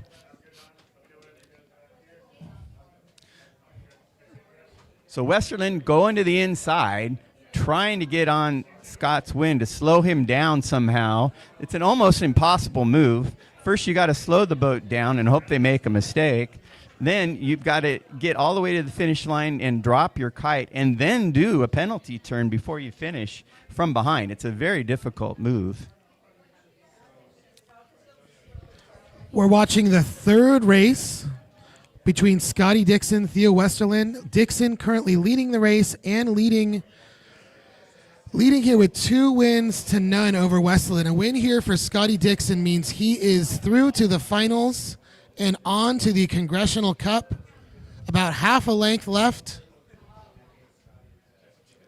From this position, this is great footage from the back. It looks like Dixon is laying the finish line. So if he is, there's not a lot of opportunity for Westerlin in the back because Scotty doesn't have to make any moves at all. So, of course, he's not susceptible to a mistake.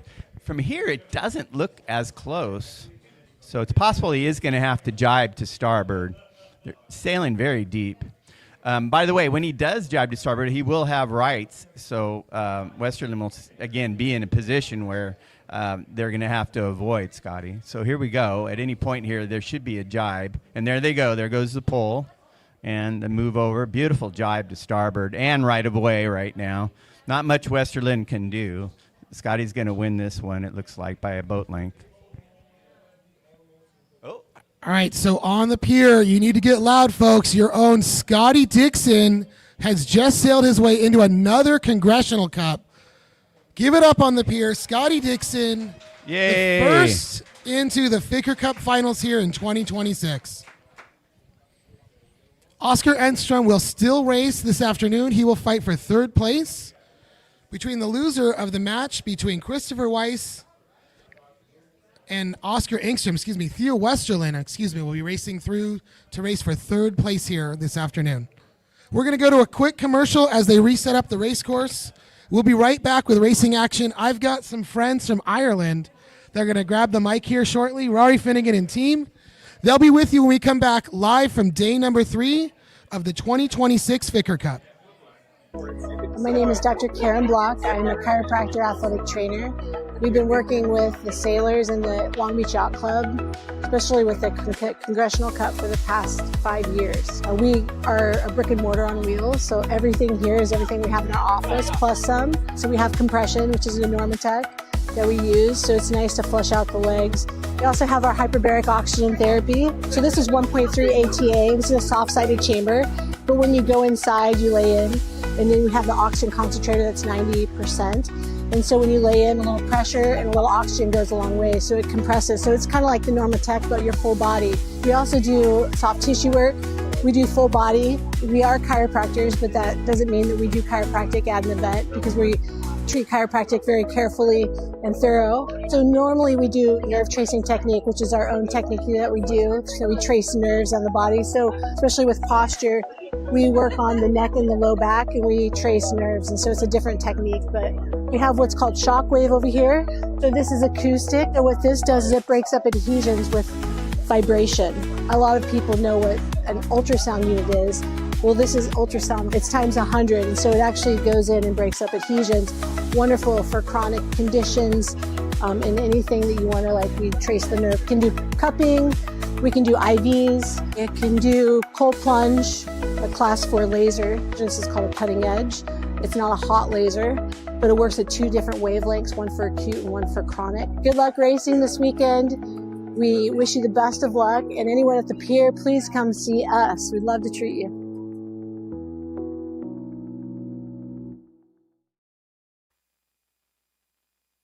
Everyone come down in, and we can turn this mic on.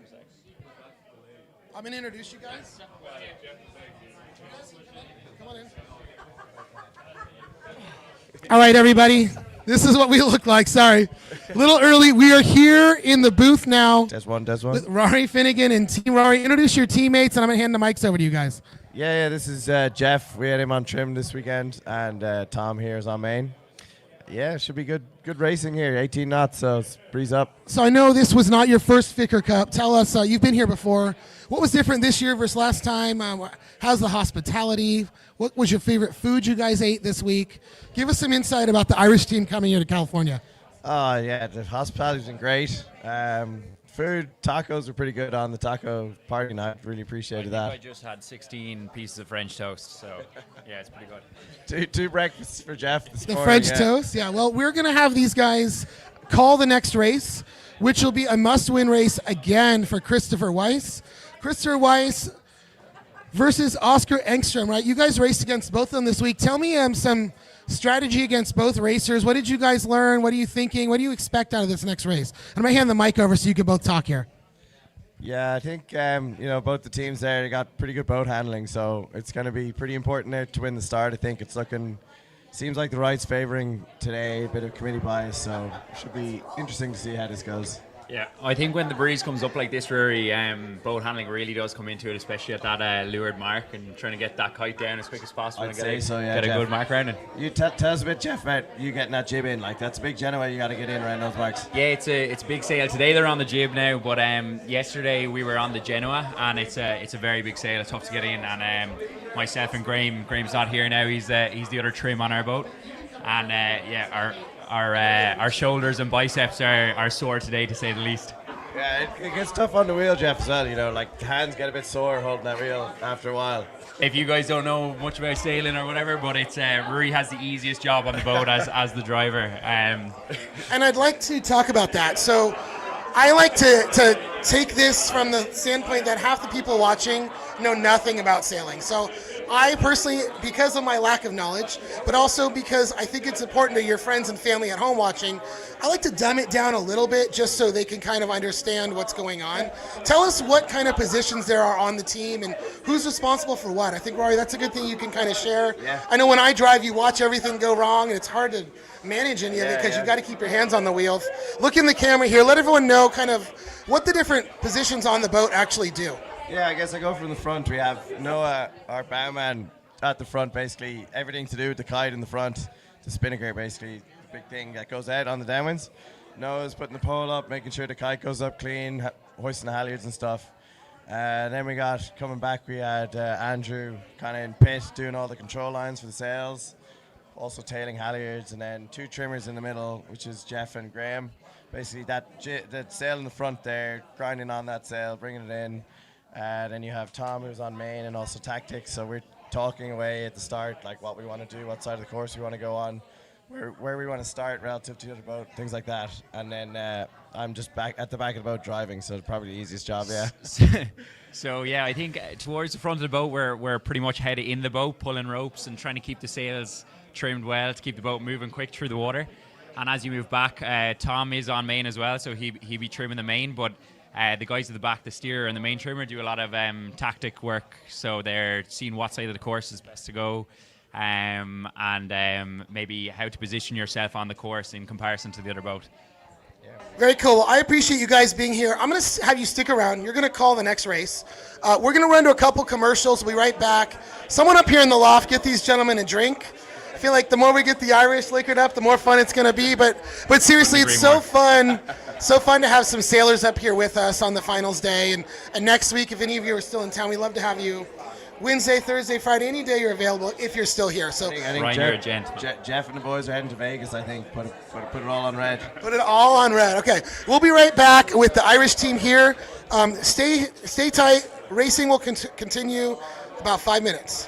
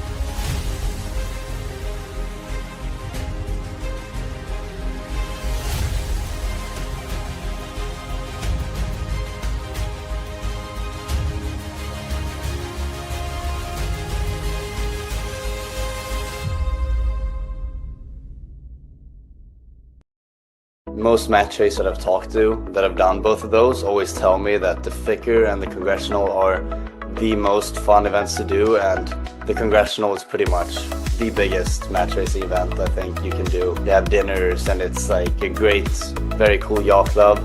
Just a tradition as well of the red jacket you have. I mean, I was just watching the Masters this weekend and I saw Rory McIlroy with the green jacket, so lovely, pretty cool.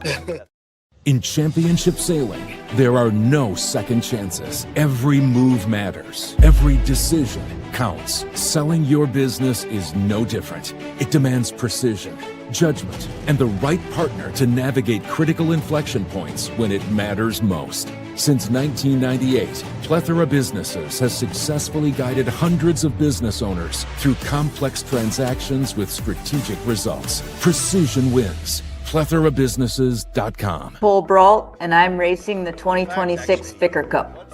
I've raced the Ficker Cup 4 times in the past. I live in San Francisco, member of the St. Francis Yacht Club, and I race in the J105 fleet up here. I just turned 54, and I think the first time I was afloat on a sailboat was at the age of 2, and I've been racing probably since, 9 or 10 years old. Well, it's always a dream. When it happened to me, I was kind of blown away. Well, I personally was so excited inside that I had a hard time concentrating during our finals matches to try to win the Ficker Cup. We were just so excited to be sailing through to the Congressional Cup. So I have almost the whole same team. We're missing a couple, but we have great sailors that are filling in those spots too. So we'll see what happens. They've always been known to me as sort of the platform for the Congressional Cup. And, they're a bigger boat than I had learned match racing on and even raced in one design. So they were a little bit intimidating. And it was very interesting when I first got a chance to race on that platform, how different the game was. Being able to accelerate and using your momentum as a weapon and to make up for mistakes. It was a little less forgiving in that department than the smaller boats that are kind of, you can wiggle out of trouble. Come to really love playing the game in Long Beach on those boats. It's a very special opportunity, and the muscle memory, I get to sail them maybe once or twice a year, and having acquired the time over those years on the boat, I've come to really enjoy the familiarity when it starts to come back to me. Well, last week I was racing in the 2026 David Storrs Memorial U.S. Match Racing Championship Qualifier. It's a long name, but it's hosted by the Oak Cliff Sailing Center on Oyster Bay in New York, and they race on Swedish Match 40s, and it's also a very unique place. I love sailing there too. It's shifty and challenging. The breeze can be up and down, and the boats they're bigger boats. One of the reasons I wanted to do that event was to get into a larger boat and play the game. There's no doubt that it's going to be a completely different regatta. And that's part of what I love about match racing. It's like the challenge of adapting to the venue and the boat, and being able to move from one to the next and feel that adaptation come into play as you're playing the game. It's a really great challenge, and it's part of the contest that I really like. I love sailing in the community of the Long Beach Yacht Club, the hospitality, the tradition, the Catalina 37s, and the motor out, and the stadium effect of the Belmont Pier. It's it's very iconic because you get to race one-on-one, and there are these short battles go into the overall war of a regatta, and then in each of these 15-minute long races, there are these moments of glory and moments of despair, and respect the fact that no lead is really big enough. Just make us keep coming back for more match racing. Did they get off the dock first? Did they get off the dock last? And you're helping to put on the show. You're one of the players in a great event that's about to happen, and the Long Beach Yacht Club community is paying attention. And then you've got this time as you're motoring through Alamitos Bay. You put up the main before you go past Alamitos Bay Yacht Club, and then you get out towards the end of the jetty, and you turn towards the arena off of the Belmont Pier, and you start to think about the building blocks of a good day. There's so many people that have gone into my match racing. The first and foremost would be my husband Bruce. Bruce sort of reawakened my racing career when we met. There are so many sailors that have been part of my growth as a match racer. My Vela racing team includes both women and men who have been on the journey with me, but they're always they're in my head. They've contributed so much. Evan Brown Cahill and Molly Carapiet and Molly Vandemore. And then lastly, I've been staying with the Corzine family. I know that they put up other sailors, but whenever I come to Long Beach, they're excited to host us, and they've watched us progress. And so I really want to thank them for being there for us. Welcome to the Alamitos Bay Marina, home to over 1,600 boats, countless condos, Naples Island, and the Long Beach Yacht Club. Rich in yachting history, the Long Beach Yacht Club is the gateway to the water for countless activities here on Alamitos Bay. It's also the home base for the Congressional Cup's Catalina 37s. The only place in the world where you can actually race a Duffy boat, the Long Beach Yacht Club is proud to call Alamitos Bay our home.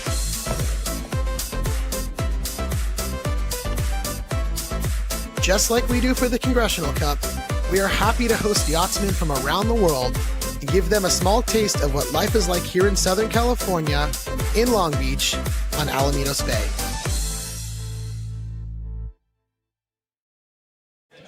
All right, Ryan Sanders back here again. Rory Finnegan and team will be live with us as we start the next race. Umpire crew, race committee making a few changes out on the race course. Take a look at my interview with Rory from earlier in the week. You can watch himself talk. He says, oh no, don't show that. We'll be right back. Racing is still oncoming. We'll be right back with you guys shortly. Thanks for sticking with us. I'm Finnegan. I'm here to race the 2026 Ficker Cup. Yeah, I'm from Ireland. I've been sailing since I was 4 years old. From a town in Waterford called Dunmore-East. Yeah, sailing in Ireland is definitely a bit chillier, but more breeze on, I'd say, than a couple of the venues here in the States. But yeah, it's just because it's so cold, everyone's so committed to it. You know, you kind of have to love it to do it. So yeah, it's a great, one of the best places to sail, I think. Yeah, getting the team together, definitely, you know, have to buy a couple beers to get them to fly over to LA, but at the same time, you know, they love doing it as well. So it's we sail together a good bit in Ireland, against each other sometimes as well. Got Tom here this week, who I sail against quite a lot, and he's done Gulf Cup here in LA as well. Yeah, I've been here 2-3 years ago, did the Ficker Cup in these boats, so I actually really like these boats. You know, the big heavy boats, it kind of, you have to be on point because you don't get out of jail as easy as the smaller boats. But yeah, we've been doing more in Copenhagen. We've been on the DS37s, which are similar size, similar kind of heftiness. So yeah, we've gotten a bit of practice in it now, and we feel pretty good in them. Yeah, we're staying between 3 different families. We're absolutely delighted to be hosted here in Long Beach. You know, makes it so much better to come out and be hosted by families, all such lovely people. Great atmosphere at the club. The area is fantastic. You know, the breeze is nice, so really looking forward to it. I personally love the pier because we have, in Dublin where we sail, we've got a big harbour wall that we use in obstruction. So yeah, it just adds that extra element, and it's really fun to kind of see the different racing around it because you have so many more scenarios just from that pier being there. So I enjoy it a lot. Yeah, well, we've got, you know, it would be huge for us. It's the grandfather of match racing, as they say. So that would be amazing if we were to qualify. Definitely have the time off work if I need it already, and I've got my flight booked for the week after, you know, because you got to plan for success. So yeah, we're really hoping that's our goal this week. We're going to push for it pretty hard. So yeah, hopefully we can make it. Food-wise, I think, and I'm a huge burrito fan. So yeah, down here in California, love to get burritos. Yeah, there's a lot of burritos in Dublin these days too, as well, actually. But you know, Californian burritos can't really beat. Food you got to try in Ireland, I would say. I don't know, we kind of have a mix of a lot of different cuisines, but they're all very good. So most pubs you go into, or most restaurants, will be really top quality. So anything in Dublin really you go to is pretty good. Oh, Guinness, I'd say, yeah. yeah, no, thank Waterford Harbour Sailing Club, where I grew up sailing. They've supported me since I started. The Royal St. George Yacht Club as well helped us with training, providing boats, you know, just supporting us in general there as well. And then Corinthian Yacht Club here in the States that I'm a member of, they support us quite a lot as well, and help us get to these matches. So yeah, all those clubs, and then personally, like family, obviously, growing up, helping me get into sailing, bringing me to different events. My girlfriend for letting me go to all these events, spending all of my time off to go to sailing. So yeah, no, just thanks to everyone.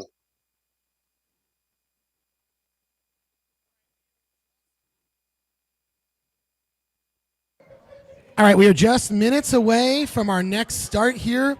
Thank you for sticking with us through the slight delay. Live here from Veterans Memorial Pier, I've got Rory Finnegan and team.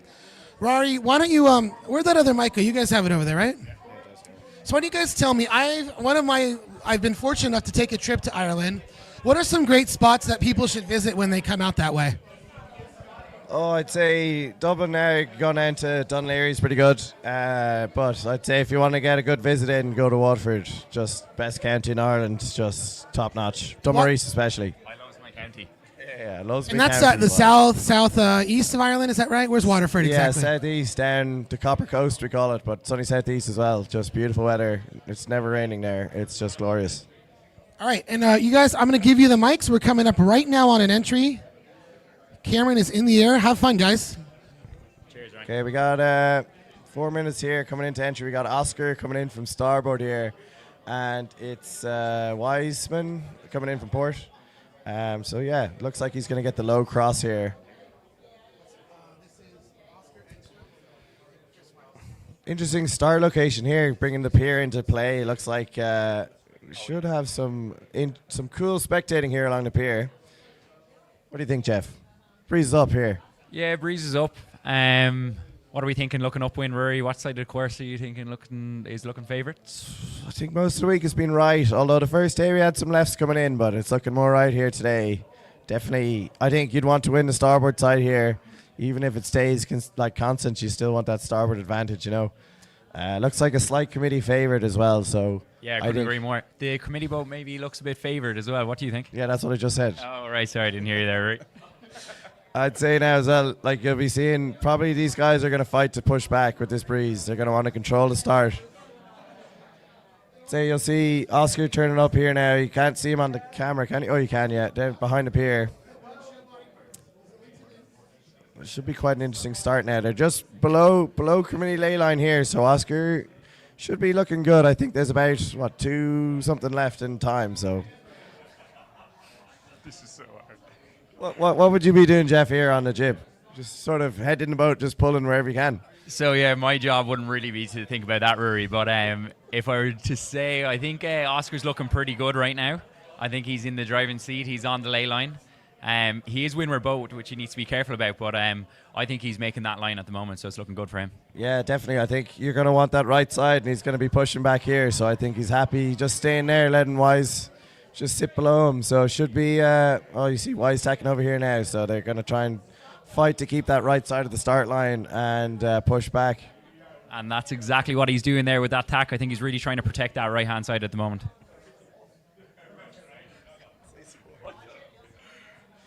Right, we're coming into the pier now, so you should see Oscar getting some room to tack here. Oh, yeah. Oh, yeah. Yeah, so... Oh, this is much easier to see on the TV. Yeah, he's going to roll over the bow here, so you'll see Wise pushing back. Oscar's probably going to lead back to the line. I think they're just below the committee boat ley line here, so... Oscar might be a bit early. I think there's still more than a minute left, so... Bit early to go back to the line here, so I think Wise is in a better controlling position. He'll get the right side of the line. You should see that. Engstrom will sort of start sailing towards the pin end. Time is run back to the line here, and you should see Wise get the starboard side of the line. Yeah, 1 minute now. 1 minute left to the start, so you should see Engstrom should be okay there. They look quite close to the line for 1 minute. What do you think, Rory? Yeah, I think Engstrom's actually okay because he can tack off and start on port if he needs to. You can see Wise tacking here now. I'd say maybe there's 40 seconds left here. What do you think, Tom? What are you thinking here on this start? Where do you want to be? I think you always want to defend the right. It's the safest option out here, especially in the big breeze. Less manoeuvres in this, and get the boat rumbling, and you're happy days. Yeah, super insightful stuff there from Tom.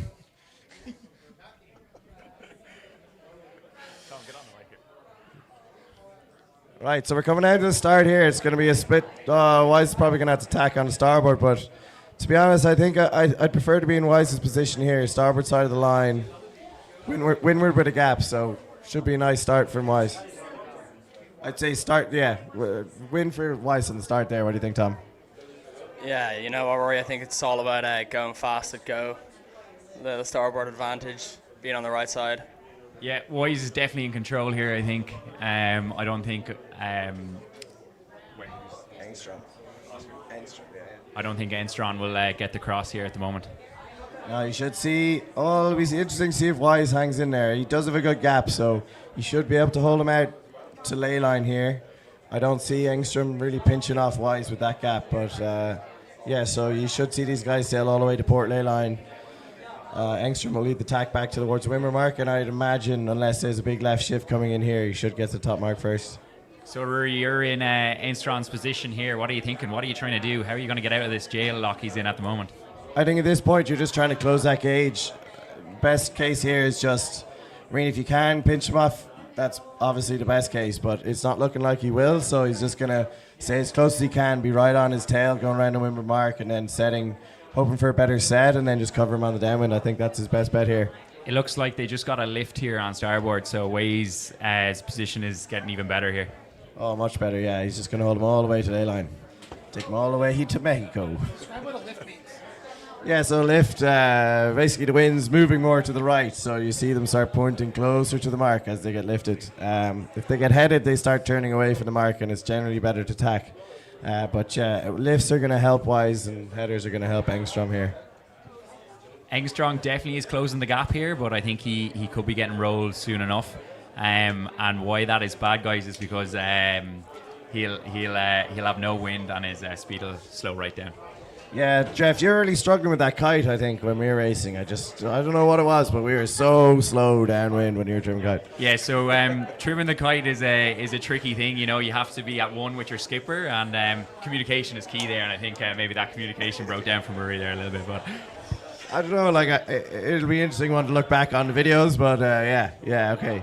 Absolutely. A big debrief needed by the sounds of it. Yeah, getting to ley line now with these two boats, so Wise very happy here to just keep going. Generally, like, for him, he's going to want to tack on ley line, maybe just a little comfortable just after ley line, but the more he goes out here, it's not really helping him anymore, so he's going to want to tack pretty soon. Yeah, the further they go past ley line, it's probably better for Oscar. It means he's got a wider angle into the mark, but he's doing a really good job of closing gauge here. He's actually bow forward now, so he's not in the dominant position, but he's doing well so far. Yeah, hopefully it should be an exciting downwind. They're quite close to each other, so we should see some action. No penalties on either boats at the moment, so yeah, it should be quite interesting.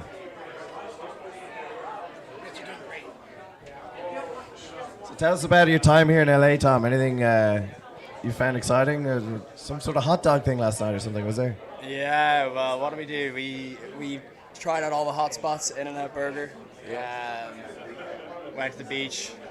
Where did we go last night? We had a really interesting drink last night, guys. It was called a dog shot, I think. I think they call it shoot the dog or something. Shoot the dog, yeah. The dog's bar. I can't say it was one of my favorite drinks ever, but it definitely got us in a good mood, if you know what I mean. And we had to take a moment here to thank all our sponsors for this event. I think one of our favourite sponsors for the event has been Plethora Business. I think we just really like that sponsor. Great kite. Yeah, so back to the racing. We're on Port Lay here.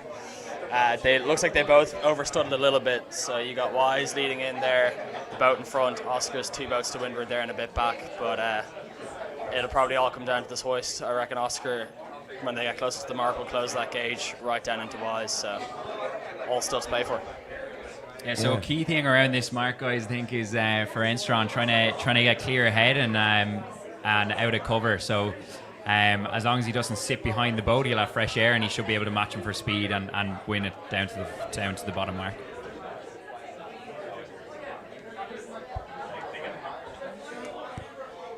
I imagine, what do you think is along your jibe here, Jeff? Starboard or port? Do you think you'd want to jibe early being Wise or stay straight set? Yeah, I think it'll probably be a straight. It's pretty good course, so it's well laid. But yeah, I think it could be a straight at the moment. Are they coming in on header? What do you think?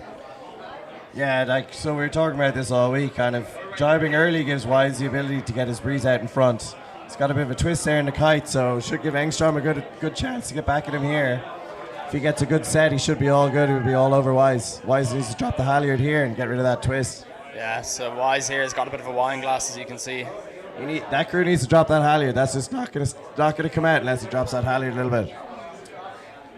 Yeah, it's a fine line dropping that halyard. You want to make sure you keep a hand on it, Rory. He needs to drop that at least a foot. Just get that twist out. There's no point in just keeping it up there. Just get that twist out. He's just going to be closed in on here unless he drops that. Anything the trimmer could do with his sheets here to try to get. Oh, and it's just popped now, so they should be back up and running and quite close for speed now. Yeah, popped out as soon as they drop that halyard.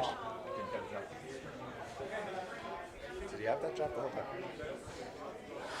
They actually did drop that halyard. I have to. It's hard to see here from the pier, but yeah, they did drop the halyard. So coming downwind here, they're definitely not on ley line on port. So here goes the jibe. Wise leading the jibe. Probably match right on top of him, cover right on Wise. Thing with Engstrom here, though, he doesn't want to get hooked out and brought to downwind jail. So he's going to want to sit on his air, trying to affect his kite, then maybe dive back and try to get inside him. So you can see it now that the front of Wise's kite is starting to go. This means that Oscar is like affecting his breeze. So you should see Oscar roll over the top pretty comfortably here. Yeah, he's got definitely affected him here, but I think it's going to be tough for Oscar to really get out in front. He's lost his kite now here, and Wise has his kite filled. So he's Wise swinging up. Spun out. Oscar could get out in front here now, I think. Yeah, he should. If he fills his kite, he should get the jibe in. Oh, no, not good for approach Wise. for Wise here. Kite's in the air. This just shows how breezy it is out here today, guys. You mightn't look it on the camera, but these sails are really powered up, and it's just causing the boat to spin up into the wind. Jeez, not a good one from Wise there. I'd say he's yelling at his crew to get that under control. If we see Oscar win this, I think he'll be three wins. So if he just gets himself around the course now, that'll give him a spot into the final and a spot to Congressional Cup as well.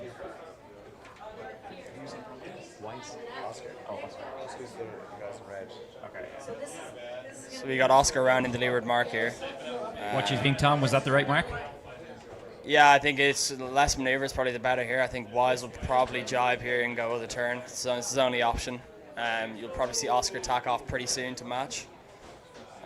Speaker up. Is it? Is it speaker? Yeah. So yeah, Wise is getting the kite down now. I'd imagine we'll see Oscar go pretty soon to cover and keep things under control. But yeah, Wise's only option there is to split and hope that he gets either a big ridey or I don't even think you want more pressure in this breeze. I think the breeze is at its limit here with these sails. So. And you're going to see Oscar probably tack right now and just cover Oscar as soon as he rounds. Sorry, Oscar's going to tack and cover Wise. Yeah. So now he's just done that now, and he's in total control here by the looks of it, Rui. Yeah, it's going to be hard for Wise to come back from this now. It's looking like he's pretty far behind, so it'll take a bit of a miracle, I think, for him to get back from this I amount think of so, deficit. yeah. What do you reckon? What are you going to do to keep the heads like in the zone here? Give yourself like what are you telling yourself, Jeff, when you're grinding on that jib and you're that far behind? Yeah, I just treat each tack like a new tack, I suppose, Rory, and just keep the head down. And I just want to perfect each tack for my skipper as best I can do. And it's not really about the other boat for me. It's just about doing my job as best I can. And I try to stay in that mindset at all times. Yeah, it's a pretty good one to do, especially I find when I'm tacking out there and it gets a bit more on. I think my tacking speed starts to increase and decrease. So yeah, definitely fun. Can we take a step back here? Treat each tack like a new tack, as opposed to an old tack. Yeah, absolutely. So especially in Wise's position here, you know, they've fallen quite far behind, and it can be quite demoralising. And sometimes you might even feel like, what's the point? But there's always a point, you know. You can always claw it back. We've seen it before, and it's going to happen again. So why not? Why can't it be this race? And that's just something I do to try and keep myself in the zone and make sure that each tack is perfect. And yeah. Sure, you're only borrowing that jersey, Jeff, aren't you? Yeah, that's what I like to think. I'm a money borrowing my place on the boat, and it's up to me to respect that and to hand it across to the next person with the best effort I can. So. Jeff? What do you find the best training is for this kind? Like, what do you do in your off time when you're not sailing? In my off time, Rory, I love to go to the gym. Give us a breakdown of your. You're giving us a breakdown of your push day there yesterday. What kind of exercises are you looking at when you go? I'll break to this the gym? down real quick because I'm not sure the viewers would be that interested in it. But I do a push, pull, and legs, and I do that twice a week, and that keeps me quite in okay shape to get that Genoa in. All right, looking back at the racing here, I think Oscar's comfortably got this. He's about half a leg ahead, so he could probably sail down to the line without a spinnaker and still get this. So it'll be pretty tough to for him to lose his lead. I just like to say while we have a chance here, thanks very much to Sally, Sue, and George for hosting us today and for the entire event. They've been incredible to myself and Graham, and yeah, really appreciate it.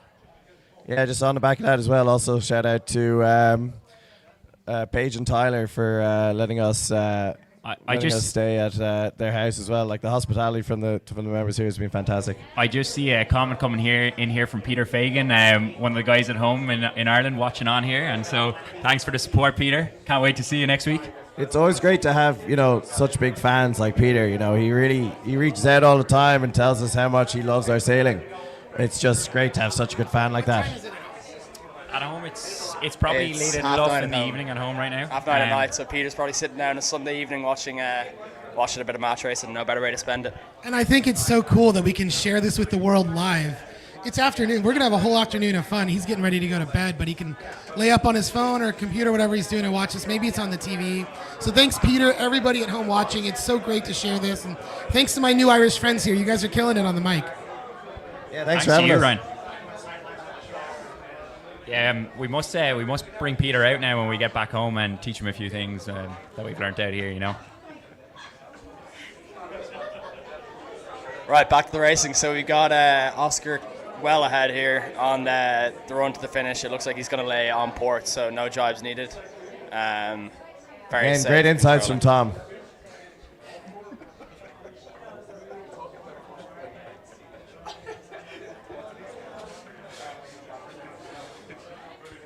So it looks. I'm actually not doing it.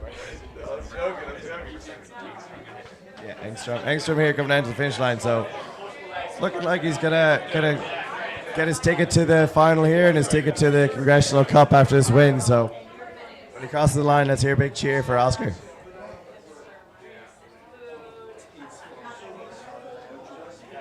Just like to do a quick plug as well if anyone's watching. We've got a match race in Dublin in September 24th, 27th, Dublin Match Cup, Grade 2 tour event. It's going to be absolutely sunny, lovely weather. Get yourselves at Dublin. Do you reckon I'll get to trim for you this year, Rui? If you could commit to it, yeah. Nice.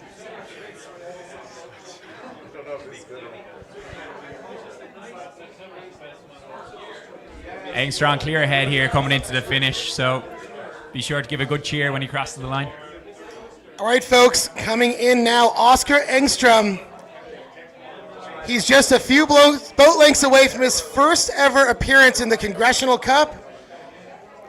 Give it up on the pier as he crosses the line, folks. Oscar Engstrom will go on to the finals here at the Ficker Cup and be the last team into the Congressional Cup. Give it a call, guys.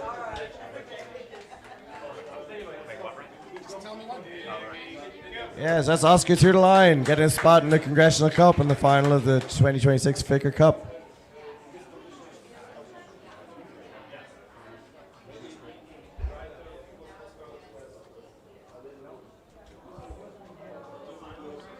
So really quick, we have 5 countries represented this weekend.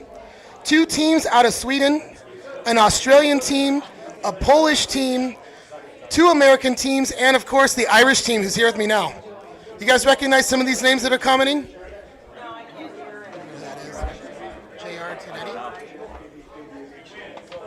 You guys are thanking JR for these comments. I'm loving having them here too. I'm going to keep you guys for at least another race if I can. You guys are killing it. I'm loving this. It's great. There's nothing like a good accent when you're calling sailboat racing, right? So I really appreciate you guys for being here. We got some good fun facts as well. I think Jeff had some fun facts about dairy in Ireland. I don't know if you want to share that, Jeff. Okay, I could mess this up, but I'll give it a go. So, don't be shy. Every single person in Ireland would have to drink 5 litres of milk to drink the amount of milk we produce in Ireland each day. That's a lot of milk.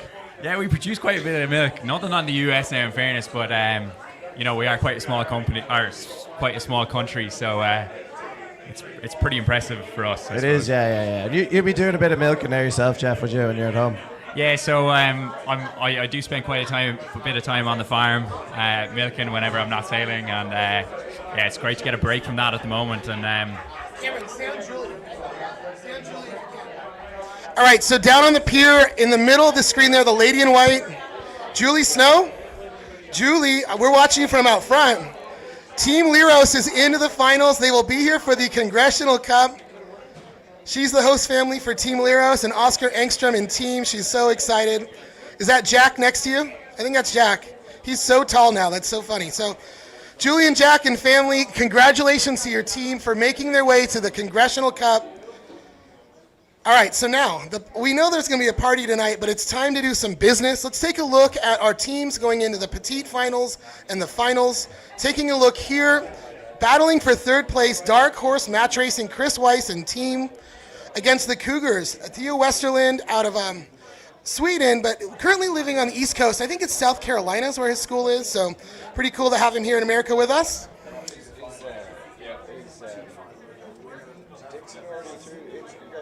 Yeah, so the top two, he earned his way today. So here are your top two teams going to the finals. Dixon Racing, Scotty Dixon, he's earned a bid to the Congressional Cup again. Our local teammate here out of Long Beach Yacht Club. And Team Lero's Oscar Engstrom, his first ever appearance. I'm going to try to roll the shot I have with him talking about what it would mean to make a Congressional Cup. We'll be right back with you going into the petite finals here live from the Belmont Veterans Memorial Pier. And don't worry, the Irish team is not leaving. They're stuck here with me the rest of the day. I'm Oscar Engstrom, and I'm racing the 2026 Ficker Cup. We had talked about trying to do this journey by doing the Ficker and then qualify for Congressional Cup for a few years now, but felt like this was the year we're actually going to try to do it. And I mean, yeah, that's the goal for the whole team, and would really mean a lot to do the Con Cup the week after, because that's a huge competition.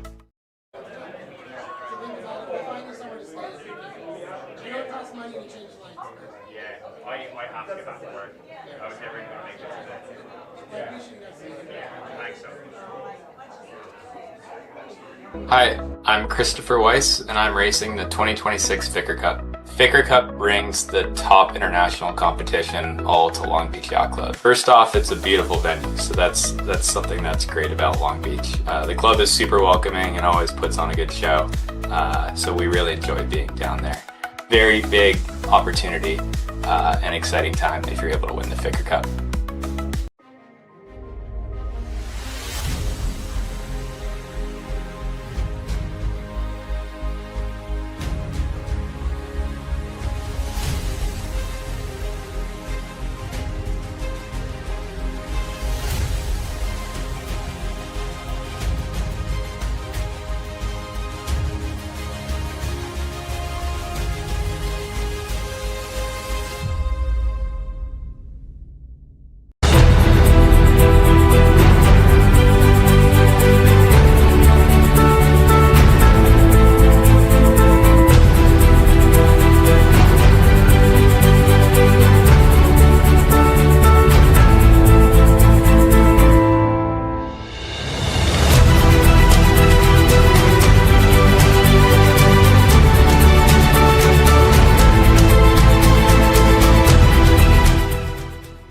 In championship sailing, there are no second chances. Every move matters. Every decision counts. Selling your business is no different. It demands precision, judgment, and the right partner to navigate critical inflection points when it matters most. Since 1998, Plethora Businesses has successfully guided hundreds of business owners through complex transactions with strategic results. Precision wins. PlethoraBusinesses.com. I'm Scotty Dixon, racing in the 2026 Ficker Cup. Belmont Pier is such an important part of Congressional Cup, where the spectators are in the box, but that brings in an obstruction, an obstacle.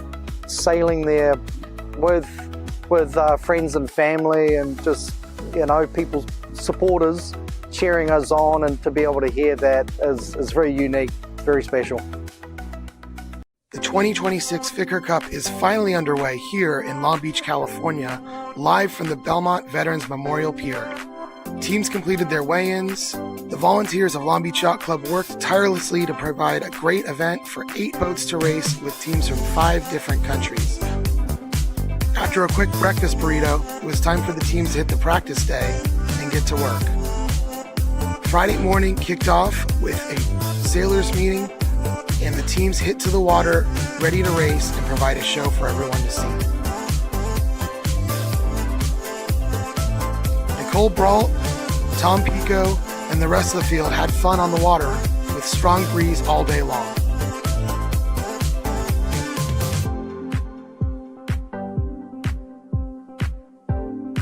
As the umpires prepared for a day to come, they knew one thing was certain: we'd likely see some penalties. Tom Pico was one of those racers and sailed nearly an entire race before attempting to complete his penalty turn. At the end, Oscar Enstrom edged him out by just this much. Local favorite Scotty Dixon also saw himself in trouble, but completed the turn ahead of Christopher Weiss to take the win by less than a boat length. Colorful spinnakers could be seen across the water all day, but Scotty Dixon was the leader of the day, recording 6 out of 7 race wins. Take a look at the day 1 results here, as the first round robin is already completed. Join us live the rest of the weekend for the Ficker Cup. If you've been to Long Beach, odds are you've heard of 2nd Street. The half-mile stretch full of coffee shops, restaurants, bars, and shopping is a favorite for locals and the college students who call Long Beach home. Only 3 blocks from the beach, 2nd Street is a foodie's paradise. Each year, when sailors come to town for the Congressional Cup, 2nd Street turns into a place of fun. Friday night, it's normal to see some of the best sailors in the world hanging out at the bars or grabbing a bite to eat with their host families here on 2nd Street. If you find yourself on 2nd Street this weekend, pop over to Legends, where they will show our 2025 Congressional Cup on their 24-foot TV.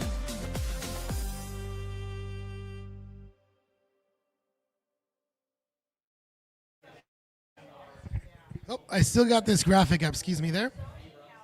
All right, so we're back on the pier. We are getting ready to start the next 2 flights of racing.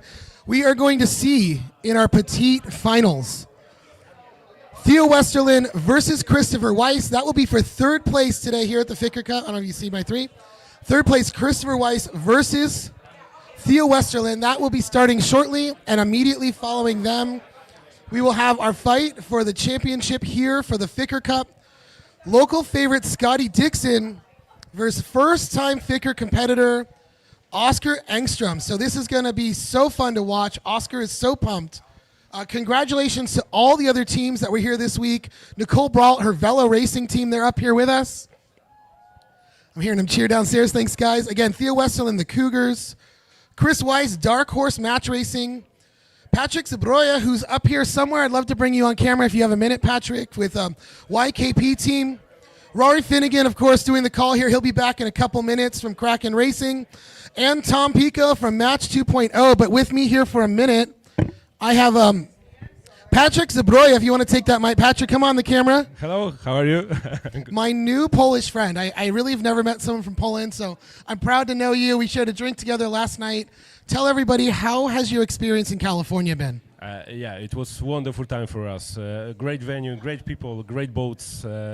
We missed a little bit sun, but for today it's everything good. And yeah, we're looking forward to be back next year probably. We didn't manage to qualify. We did our work as much as we can, but of course with the boat handling here on the Catalinas 37, it's not so easy to be in a good shape during your first event, but generally we are fine. Thank you very much. I think you guys did a great job. And tell me, who was the host family for you this week? Who did you guys stay with? We stayed with Nancy, Christy.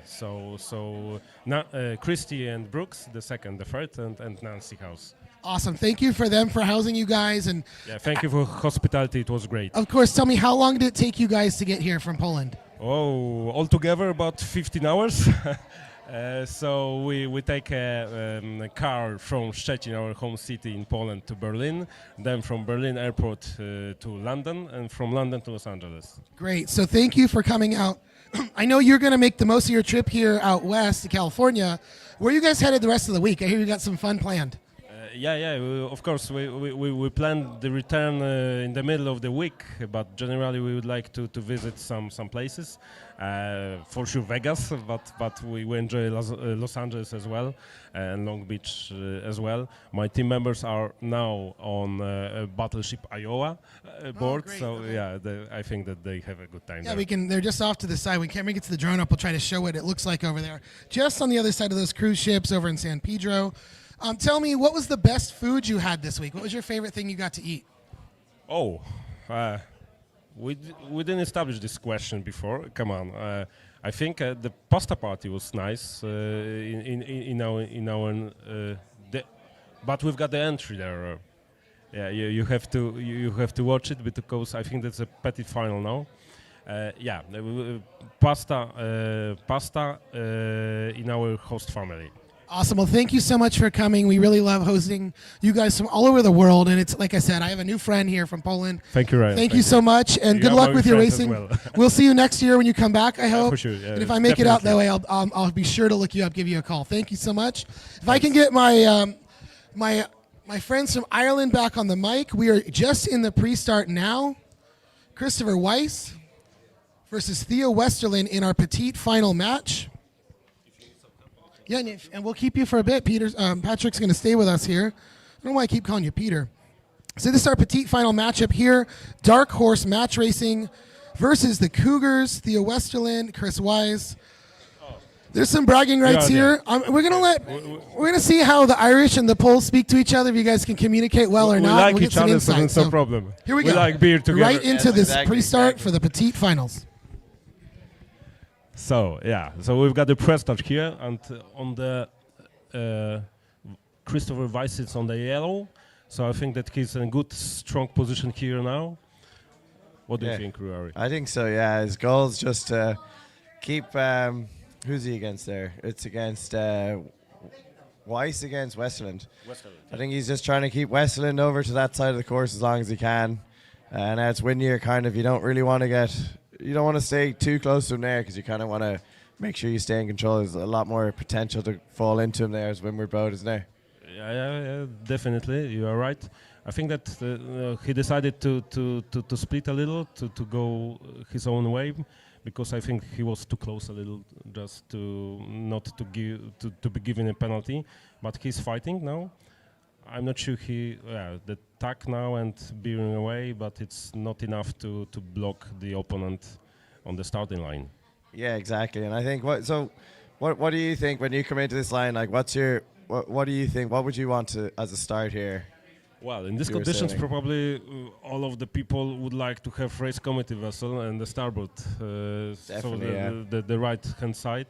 But as far as we learned yesterday, generally it's not so good to be a pusher here. It's rather to I think that I would like to be a leader a little, and try to maintain strong position. But it's not so easy in this situation. We've got Pier here and a strong hand side favorite. Yeah, I think that it will be crucial. Yeah, so they're coming back to the line here now. Looks like Weston will get a piece of Weiss here. Yeah, looks like he's going to hold him up, probably force him to tack off. Just a quick wind update. It looks like we're about 19 knots right now on the water out at the weather mark. There is a whiskey flag up, so they will not be flying spinnakers in this. That's a shame. Oh, really? Oh, is it? Yeah, no spinnakers, sadly. Oh, I'd love to see the hecticness of the kites. It's quite nice. Yeah. Okay. So now we have Weiss doing another circle here, so he's thinking he's a bit too early for the line. Weston just following with him, trying to maintain control. He's probably going to get, I'd imagine, I'd be happier being Westland here. He's going to get the committee boat side of the line, big windward gap, so it's probably, about 20 seconds left to go here, maybe a bit more? Definitely Westerland is better position here. He can just bear away a little to gain some speed and then to laugh and to have a very good start. And controlling position from the right side. He's a bit behind there. He could have turned up a little sooner. I think that she should have done it a little better, but yeah. Still a good position here. He's probably going to hold him the whole way to the lay line like we saw in the last race between Oscar and Weiss. It's all depends on the speed now, but I think that, of course, Western Swedish guys are on a good position here. They are controlling the Christopher Weiss team. I'm not sure if Christopher is able to make attack here, maybe, but I'm not sure even if he would like to. Yeah, it might be a bit closer for him to make that attack. Generally, you'll see, like, we say we windward with a gap when we talk about these starts, it's just because we want, if you're close together there, you get that leeward boat really close, they're generally gonna be at the point higher than you, and they're gonna affect the wind going over your sails, and they're generally pinch off. You'll have to tack. So when we say windward with a gap there, you have so much more control because you don't get affected by the other boat's wind, and you can just keep them all the way to ley line and then tack on ley line, and then they're going to be behind you at the windward mark. Yeah, it seems that they are going to the ley line nowadays. So not much other options really for Westerland, for Weiss, sorry. We are waiting for another 20 minutes to have attack, but I think that we are. So let's bring it right back then into the start here of our finals match, the first match of best of five, first of 3 wins between Scotty Dixon, Oscar Engstrom. And what I heard in some of these interviews I did with you guys last week, there's 2 things going through your mind right now. First of all, you're stoked. You made it into the Congressional Cup. But you've got to put that aside for a few minutes and try to win a regatta here. So what do you think these guys are thinking? What's going through their heads here? Do you think Oscar Engstrom is settled down yet? Do you think he's just ready to race again? Or what do you think he's thinking as the young guy out here for the first time in the finals? I'd say all those guys are pretty professional on that boat. Like, they're just thinking it's another race, take it one race at a time, you know. I try to not look at who I'm racing whenever I go in. It's just the other boat and just focus on that race. I think so that Oscar is, you have to take into account that Oscar is current vice champion of the world. So they are good, they're professionals. And he's going to go for a jibe here. Yeah. So he's starboard there. Dixon will have to start to keep clear. See, probably a white flag for Engstrom, I'd say, but I think quite interesting situation. I'd imagine a green flag. I think as soon as Engstrom got on starboard, Dixon started to avoid. Yeah, so yeah, green flag. It's a green flag here. Yeah, so definitely Oscar will be fighting for the win. I think that favorite is of course Scotty Dixon here because of the knowledge of the boat and demanding maybe wind conditions, preferably for him. But I think that without spinnakers it will be pretty equal.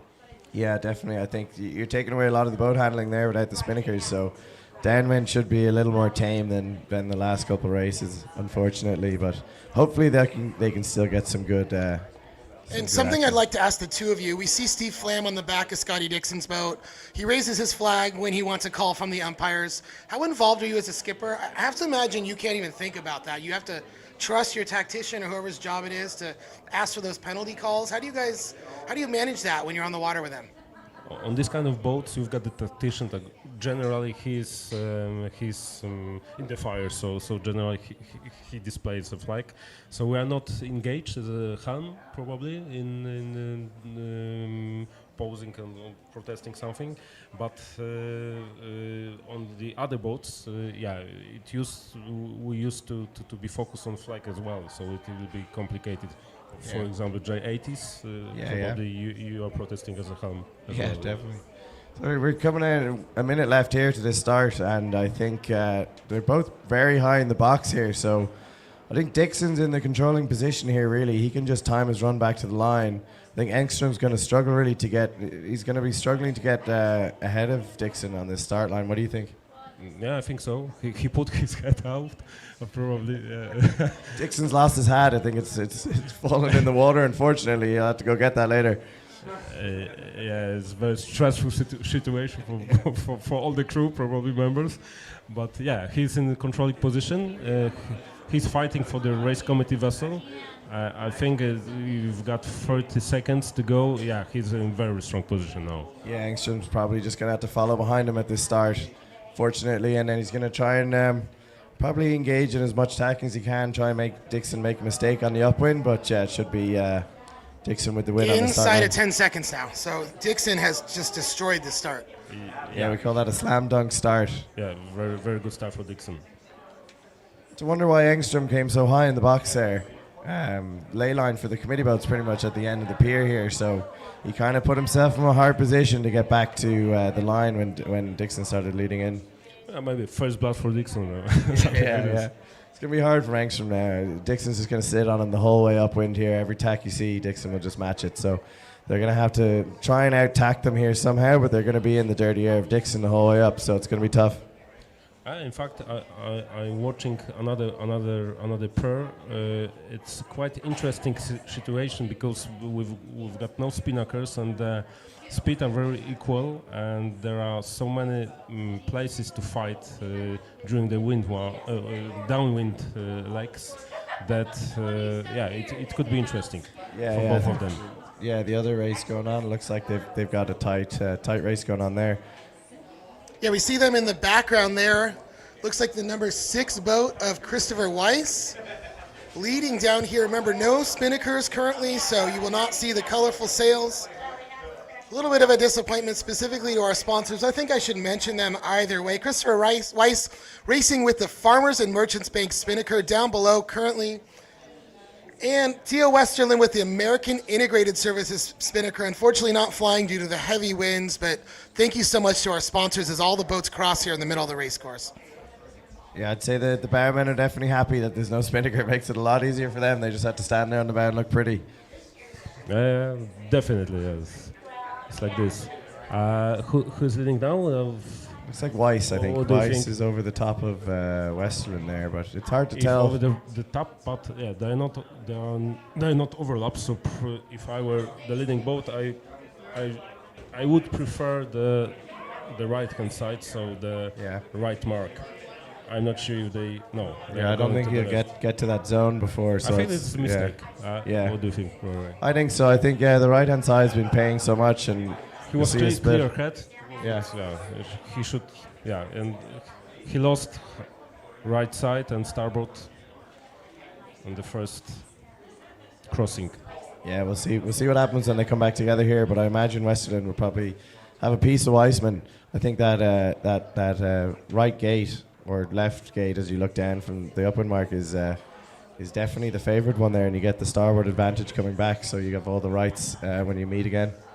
It's always interesting. How do you say on your crew, the left or the right gate? Because you have always to add something. Because right side of the lake or the right mark. Yeah. So we say it because when you go around the windward mark at the top, you're then facing the opposite way of the course. So we say right turn or left turn. So right turn as you're looking down at it, it's on the right side, but in the normal orientation of the course, it's actually the left gate. So yeah, it gets confusing. It could be confusing, yeah. I can agree. Okay, we've got another tag from the leading boat. So Christopher Weiss on the left side, probably, yes. We've got the knife on him, and looking good, looking strong. But I'm not sure what will happen in the crossing. So now. All right, so we're coming back now to the actual finals here for first and second place. That is Scotty Dixon on the left side of the screen as we zoom in. The Liros team on the right side of the screen. So no worries about Scotty Dixon. It's comfortable leading. Yeah, it looks like Scotty's so far ahead here. He's gonna have a good, easy time on this downwind. So I don't think Oscar is going to be able to affect him. Good start. It's definitely a big milestone here. Yeah. Yeah, I think it all came down to that start. Oscar really just got himself too high in the box. They came back too late, and then he couldn't get a start off. Even if he'd come back earlier and he didn't get this favourite side, at least he's still matched. But there, he's just always going to be matched on the tacks because he's right behind him. So it's tough for him to get back from that. Now we are looking for the second pair here. Okay, we've got the drone on the first one. So Scotty is in the leading position, Oscar is in the second. Yeah, looks like a comfortable and we've lead. got the crossing. I think that, Swedish team is defending the right-hand side. He's looking good, probably, because they tacked and they forced to tack away the opponent. So the Christopher Weiss had to tack to the left-hand side, and I think that Swedish team is in a better position here. Yeah, definitely. It's just they pick that right turning around the mark, and then they're just defending that right side. So on that petty final, it's looking like Westerlin's going to have the lead at the second windward mark. So we'll keep an eye on that as they go around. But it will be close, even though it will be very close. I think that because Swedish guys, so Westerlin have to do tack set. Without spinnakers, it won't be Yeah, a it makes taxer. it a lot easier. Yeah. Still a sharper turn, though. I guess you slow it. The boat will slow down more than Weissman. So, But not so much. I think that they have still 2 lengths or something. Yeah. It's looking like 2 boat lengths between the boats here. So hopefully for us spectators, they can get close in this downwind. We might see a bit of action because it should look like Weiss has enough of a. He's close enough to affect the breeze of Westerland, so that we should see some action here on the downwind. Yeah, they're close enough to attack somehow. It's all depend on the butterfly style. No. yeah. So winging the jib. So they're basically pulling it, the jib at the front of the sail. They're pulling it to the other side, so they get it out of the shadow of the main sail, and they get more breeze and they can go faster. So they should be closer to the end of this downwind leg, but yeah, we will see. And in the first. Oh yeah, they're very close now. Looks like Weiss might get an overlap on Westerland here. I'd say they're sailing. Not yet, but looking good. Looking very good. I think that They also might need to get a jibe in here at some point. It doesn't look like they're pointing towards the finish line. So if you're Weiss, what are you thinking here? Are you just going to stay on the inside and wait and match the jibe and try roll them on the other jibe, or what's your game plan? I'm not sure how Catalinas react in this situation on this type. Without the spinnakers, it's tough to know. Without spinnakers, but I think that maybe they looks got like it. He might have a bit of an overlap. They're definitely going to need to jibe again here, so I think Weiss actually might stop Westerland from jibing. So I think Weiss is controlling this here. He's probably going to decide when they go back. They'll probably go quite a bit past lay of the committee boat, and Weiss will just jibe and sit on top of Westerland and probably roll over the top of him. But we'll just have to wait and see. And I'd like to point out in the background, guys, we see Scotty Dixon on the right side of the screen, left side from the pier, clear ahead of Oscar Engstrom as they head back upwind here in their first race against each other here in the finals of the Ficker Cup. Both racers already into the Congressional Cup, fighting here for their name on that trophy. I heard Oscar Engstrom say that trophy's pretty cool. He'd love to have his name on it. So we'll see what happens there. Yeah. I think everyone would like to have their name on it. But it's a long way for Oscar now. Yeah, it is, yeah. Yeah, it's Oscar's going to have a tough battle to get here to Dixon. But this petty final looks very close, I think. They're way past quite lane interesting here. because they're going to the Long Beach port. Yeah. I think for Westerland, he might just hold him enough where the pier starts becoming an issue, and then Westerland just has to follow in behind Weiss. So you see now he jibes, he's just going to sail straight back to the line, and Westerland's going to have a hard time here to kind of get back because Weiss is just going to be breeze in front. Good controlling position for Christopher Weiss. Very, very good job done here. Yeah, you see the pier in the background. It's going to be a reach all the way across the pier here as they come into the finish line. So we might see some upwind racing here to get to that finish line at this point. But they not only took control, but they gained, look at this, 2 boat lengths. So it's really massive effort for Christopher Weiss. Very good, very good job done. Definitely. What do you think Westerland could have done there differently to kind of stop Weiss getting that control? He rounded ahead with about a boat length, 2 boat lengths ahead, but then still got overtaken. So how do you think he could have? I think that he made some technical decisions about the jeep, not butterfly style. So he was a little bit too late, and I think that he had to secure somehow the right hand side of. All right, here we go. Coming back to the finish line. Yeah. Finish line camera here so that our drone operator can get up to the featured race up on top. Christopher Weiss taking the first win, first of 2 wins in this petite final. So one win here for Christopher Weiss, guys. Yeah. Good, fun race to watch. Did Weiss had who had the controlling start? I can't remember. Was it Weiss had the winner with a gap, or was it Westerland? I think Westerland had the better start, right? And they held them out to ley line. I'm not sure. I can't remember. Westerland has a good tactician. Yes, yeah. So on Westerland's boat, they've got Yanni Bernson, who's already lined up for the Congressional Cup. So he's getting a bit of extra practice ahead of the Congressional Cup. Yeah, I think so. He's good enough to win another two matches in this pair for sure. But I don't know. I think that Christopher Weiss is on a good way to to recover this match and then to maybe to win another battle after another. Yeah. All right, let's bring it back to our featured race here. Again, the whiskey flag is up. No spinnakers in these races currently. Winds are sustained right about 20 knots, so a little heavy. We have to save these spinnakers for next week. So right now, the race committee's made that call. I agree with some of you that say it's a little weak to not have them. Apologies there, but we would like to thank our sponsors as Scotty Dixon has already rounded the top mark. Dixon flying the Port of Long Beach Spinnaker. Oscar Ingstrom here with the Plethora Businesses Spinnaker. Unfortunately, due to the winds, at this moment in time, the whiskey flag is still up. Spinnakers are not allowed to be flown. Doesn't mean they're done for the day. That's just the race committee's call at this point.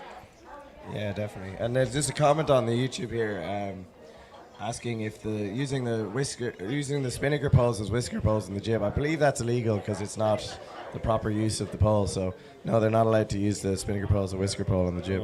It's forbidden probably. So you deserve a penalty there. Definitely, yeah. I just focus on steering. I don't know what happens anything forward of the main sheet.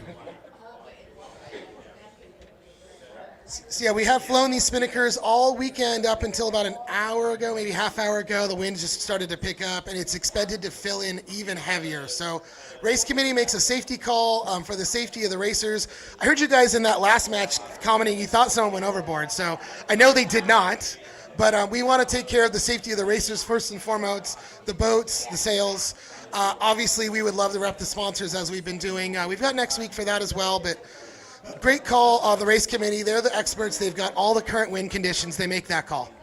Yeah, definitely. Ultimately, it's their decision. They've got to think about safety first. Yeah, safety first. You know, you don't want your poor barman doing too much work. So yeah, safety first. Also, the equipment. There's no point in using the kite if they end up tearing, and you have to wait for breakdowns and stuff. Maybe it could be a pro tip for organizers to have some small labels on the main sails or jibs. There you go, Lisa Meyer, you hear that?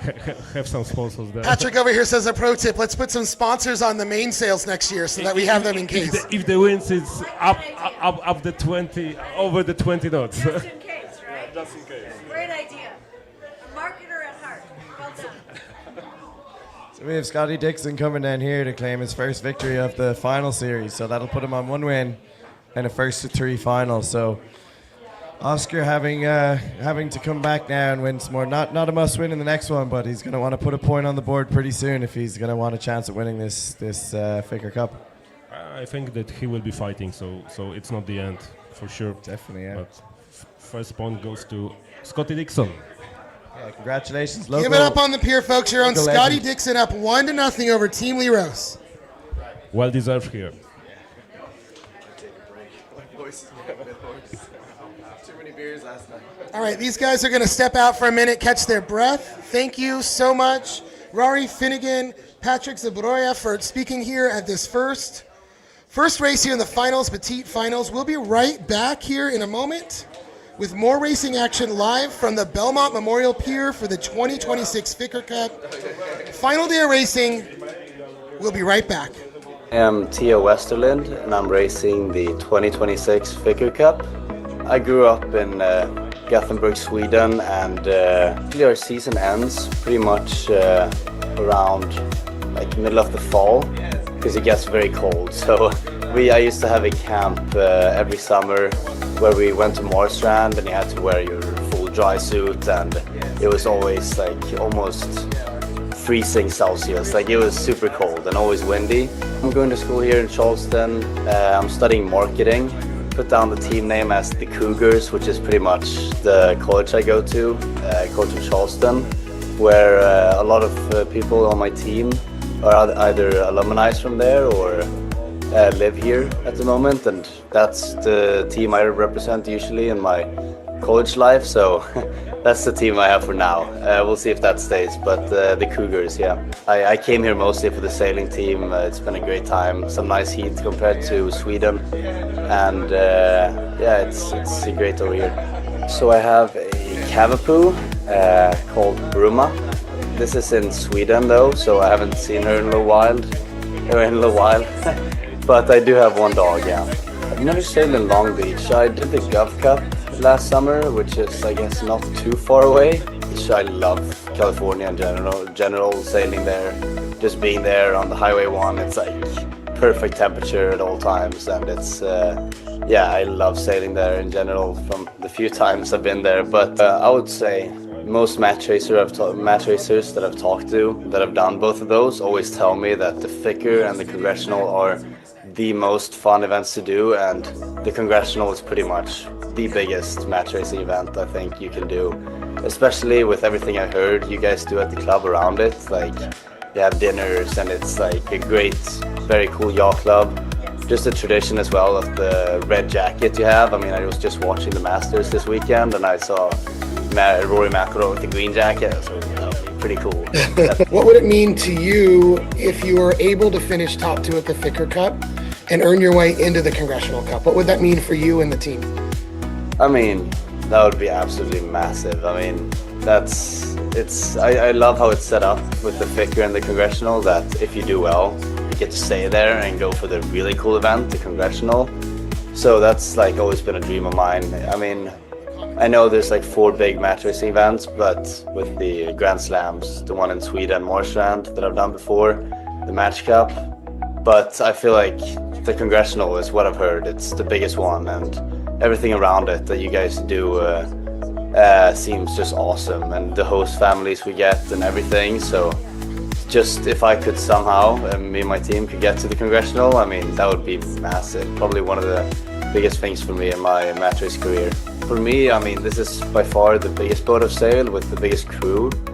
I did do, like, in preparation, if I would ever get this opportunity, which I now got, I've sailed 2 events at Oak Cliff that has also a wheel to them, so I actually could get adjusted to steering a boat with a wheel. The main reason why I think we could have a good chance here is because the crew I got with me, most of them are experienced in this boat. And one of the guys that I somehow managed to get is another Swedish sailor that's won the Congressional, and he's doing the Congressional this year, Johnny Burnson. He knows everything about the boat, and he knows about where we're sailing, and he's going to be on tactics. So I think just in general, the crew I brought with me is probably the reason that I feel confident going into sailing these boats, and it's going to be a lot of fun sailing. Are you going to let Yanni wear the orange gear? Or are you going to make him change his colors for this race? Yeah, I mean, on my boat, the orange is forbidden. So, no, I mean, I've sailed a lot against Johnny before in Sweden. And, I mean, I'm not the biggest fan of the orange, so I might have to, I didn't even think of this actually. That was a good reminder of you to ask me that question. I might have to tell them to bring some other colored gear. One of my biggest priority is getting people that knows how to sail the boat, since I never have myself. I think the practice day for us will be very important, since we've never sailed really a competition together as a team. For us to have a good practice day and have everyone there, I think is very important, and then just growing into the regatta will be massive. Obviously the goal is to get to the Congressional, and I have some Swedish rivals coming down. Team Leros, that are also from my yacht club, have done super well recently in China at the Worlds and the events right after there. So I'm super excited just to test like what level we're at. And you know, of course I'm dreaming about getting to the final and getting into the Congressional, and that is gonna be the main goal. But try to just stay very calm on the boat, never blame an individual if there's something that goes wrong. It's just the team did it, not a singular person. I mean, as a Swedish person, taking a look back here at our pier as we get ready for the next start. Dave Bassett's back in the booth with me. Dave, what are you seeing so far? What are your thoughts going into this second match race here and finals petite finals? A lot of fun. No kites makes it a little bit different, but no less tactical, that's for sure. But a little less crew work. But there's still a lot of activity going on, especially at the starts. Holy mackerel, that last start with Dixon was amazing. How he snuck out of there. So lots of action, great sailing, and of course lots of breeze. So we got the Dark Horse team going against the Cougars here. So far it looks like the Dark Horse is up 1-0, so we'll see how this works out. So it's Westerlund versus Weiss. We get ready to go. They're dropping in, and there they are winding up. Standard wind up right there in the beginning, in the middle of the line. So here we go for some more racing. The wind has really stayed up, over 20 it looks like. So they made the decision no more kites, which probably is the right call for the race committee. And but it's still pretty exciting, especially on the starting line. So here we have it. They're peeling away, coming this way. You've got Weiss in the back in the chase, and you've got Westerlin in the front in the lead. So Westerlin going to lead around the front of the committee boat, headed over here to the right-hand side of the course, over to get ready for the start. So here they go, chasing and leading out and coming down towards the pier. Again, a lot of breeze, so a lot of action.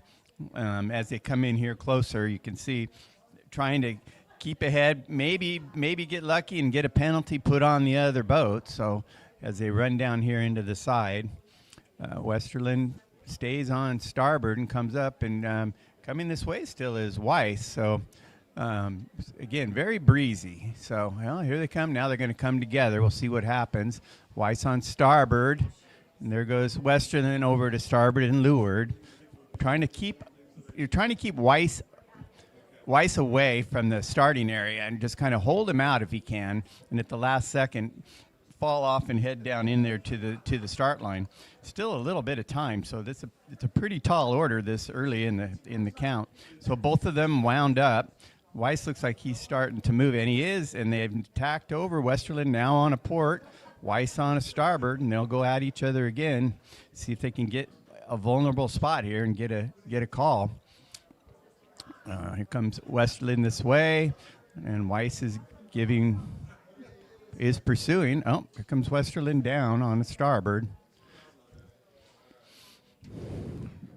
Weiss tacking back to starboard and now leeward, and Westerlin coming straight at him. All right, so they're headed to the far end of the pier where all of the maneuvering goes on down over there just before the start line. Still waiting for the 1 minute gun here. You can see him giving chase, looking to get a hook if he can from behind. Oh, there's a move out. A lot of activity. So we got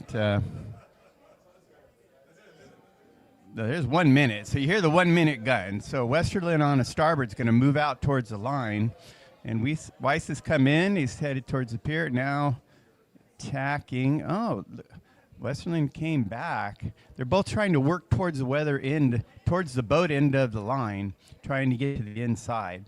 So, oh boy, they're holding up. Weiss is holding up Westerlin right now. So Westerlin not in a great spot here. Can't fall off because he can't get his bow behind Weiss. Really, Weiss got him kind of pinned. Oh boy, that looks like a penalty or something. It looked like there was a collision there, but there's nothing gone up. So wait and see if there's going to be a flag. There's a flag, blue. Yeah, there was definitely there was contact down there. So blue's got the flag, so that's on Weiss. And there's the start. So here we go. Weiss has got a penalty on, and so we'll see if Westerlin can take advantage of that.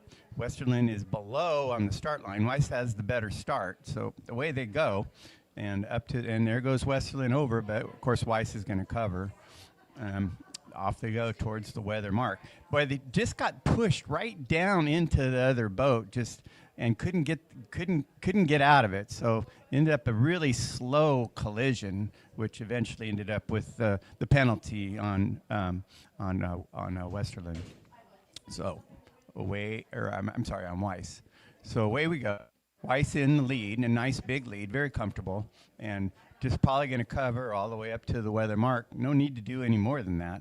So you can see from the picture, in a very comfortable spot, above and ahead, so all good. So off they go towards the weather mark.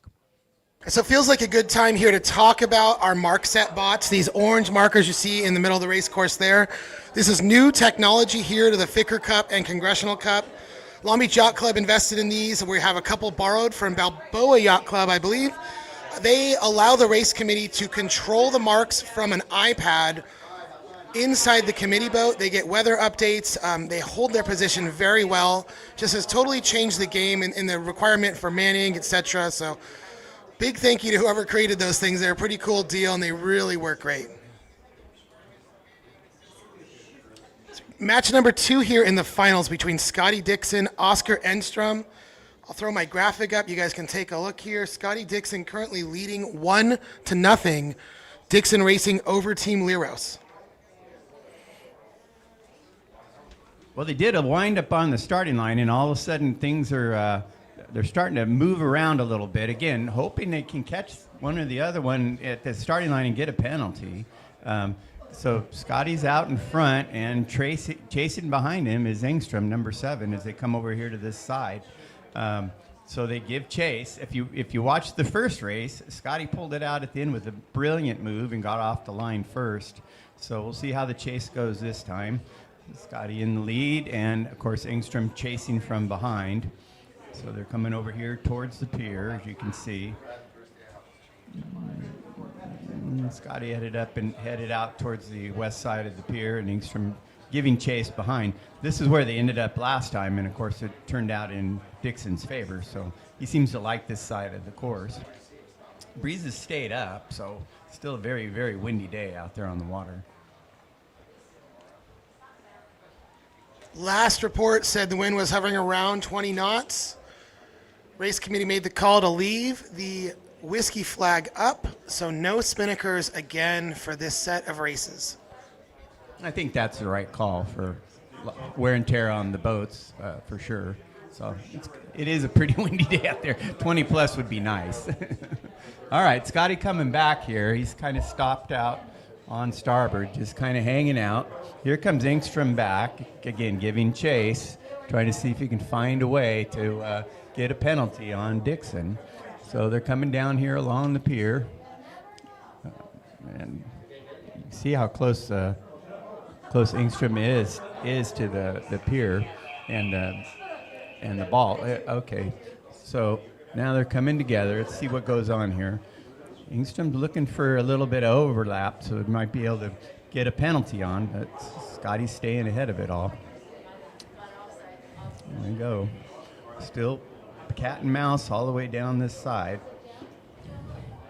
There's a 1 minute gun, or the 1 minute horn, so both of them a little closer to the line, I think, than they want to be. Dixon's diving down hard on the right, on the east end of the pier, and now he's coming up on starboard. So we'll see how Engstrom responds here.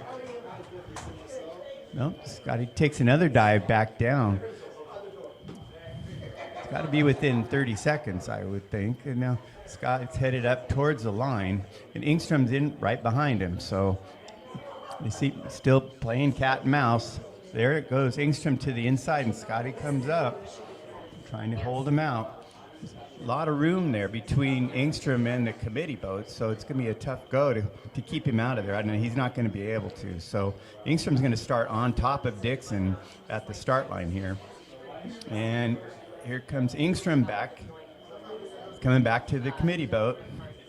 And they're splitting. There's a split. They split tacks at the start. So Engstrom's going right, Dixon's going left, and they both are clear at the start line. So away they go. And we'll see how this turns out. I wouldn't think either one of them would split very far, but you never know. Oh, I was right. There goes Engstrom out to cover Dixon going to the left side.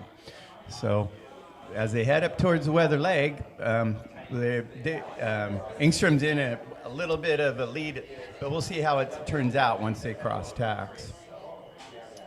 It's a really nice view of them moving fast through the water here in a great spot. So that was a further apart start than I thought it would be. I thought they'd be a lot closer together, but they decided to split, and then Engstrom went back to cover. So they're headed up the weather leg, and got away with no penalties on that one. So clean start, and headed out, like I said, out to the left corner. We'll see what happens when they get out that way, when Dixon comes out of the corner, and whether or not Engstrom's able to cover. Of course, Engstrom's coming in on a starboard and has the last say as far as who has the right of way, if it ends up coming to that. So that's a great view of them again, headed out towards the left side. Here comes Dixon out of the left corner. So we're going to see whether or not Engstrom has the lead. It looks like he's a little bit ahead, but again, being on starboard, he gets an extra 36 feet of boat to be ahead. So we'll see how this turns out. They're coming together, and Here they come. Boy, that's a tough one. Hard to tell. Well, definitely didn't get his bow, but maybe he'll nip his stern. It looks like, oh, Scotty's going to attack, and he did. Attacked halfway through and got him. So there, he ping-ponged Engstrom back to the right, and Scotty still headed out to the left. Quick update in the background there at the bottom of the race course. Christopher Weiss has rounded the gate first ahead of Theo Westerlund, but Weiss still has that blue flag penalty. So Theo Westerlund is just following here. This will be an interesting finish, though, with those two to see if Christopher Weiss can complete a penalty turn and secure third place in the regatta. So we'll come back to them at the end here, but for now we are watching on board Scotty Dixon and team in his pursuit of another Ficker Cup championship, currently up 1-0 over Oscar Engstrom. So this is a great view of them headed up across to the weather mark, headed towards the right side of the course now from the left. Dixon, his crew, sitting perfectly still and just ripping through the water. They got a nice bead on where Engstrom is. You can see him just below and ahead of the bow. So Engstrom, if he comes out on a starboard, of course, he'll have right away as they get up near the mark. But Dixon was able to get about the middle of him on that tack and forced Engstrom back. So it looks like it's going to be a close call at the top mark when they come together up there. Wind staying up, it's got to be blowing 20 plus out there. It just looks pretty amazing. Beautiful day here in Long Beach. So let's see, they're still on their way up to the mark. They got another 100 yards or so, it looks like, until ley line up there. So you can see him moving through the water here. Without any kites, it makes the top mark rounding a lot simpler. But on the other hand, it also makes the boats closer together simply because it's hard to run away with just a jib up. So it does end up being a little bit more tactical. Here, somebody's tacking. Oh, boy. Nope, they're holding him out. That's a mark trap. So they've moved up and held out Dixon. So it's Engstrom moving up towards the mark early and trying to keep Dixon out. But Dixon rolled over him anyway, and they're not quite to the mark, as you can see. So it was just a luff, a mid-course luff, and Dixon responded and now has rolled over the top of Engstrom as he's headed out to the ley line. Of course, he'll just stay and punish him until they get to ley line, and then they'll tack and he'll punish him again. So it's going to be a tough spot to be in for Engstrom until they get around that top mark. There comes Scotty reaching down into the mark, and he gets to punish him one more time, and then he gets to tack and go around. And again, with no kite, immediately just head the boat pretty much straight downwind and try to get away. Here's the rounding. So Dixon and Engstrom here racing for the championship of the Ficker Cup. This is a first to 3 wins. In the background, we see Christopher Weiss, Theo Westerlund, first to 2 wins to take third place in the regatta. So downwind we go with jibs. We're wing and wing, if you can believe it. Headed down, straight down the course. Scotty Dixon in the lead and Engstrom not far behind. Don't have a lot of covering power, which is the main and the jib, so it's really tough to catch up. There's just not a lot that you can do to blanket the boat in front of you. So a little more tactically, a little less tactically capable boats without the kites up downwind. But again, if you got to find a way to catch up or get on the wind to slow them down. But without a kite, it's pretty tough. So they got the jibs out, main out on the other side, and just kind of headed straight towards the mark. Coming back into camera now, we see the other match getting ready, approaching the top windward mark. Who do you see in the lead here? What do you see, Dave? Oh, it's hard. It's the leeward boat appears to be in the lead for 2 reasons. One, it looks like they're on ley line. So if they are. They're on ley line. So they're gone. The leeward boat out in front is winning. That's Christopher Weiss. Yeah, he has a nice big lead there. So the other boat overstood and, of course, has to sail through all the garbage, water, and air of the boat ahead. So, however, do not forget, there is still a blue. I can't see from where we are. I don't know if we can have some binoculars. It looks like there's still a blue penalty. Blue penalty, yeah. We didn't see him turn, so.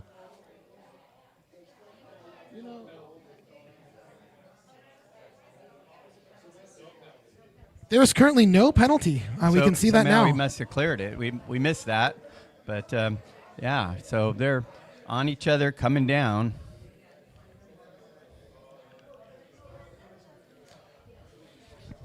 So if Chris Weiss can hold out here and take the win in this match, he will be third place in the regatta, winning the last match between the two of them.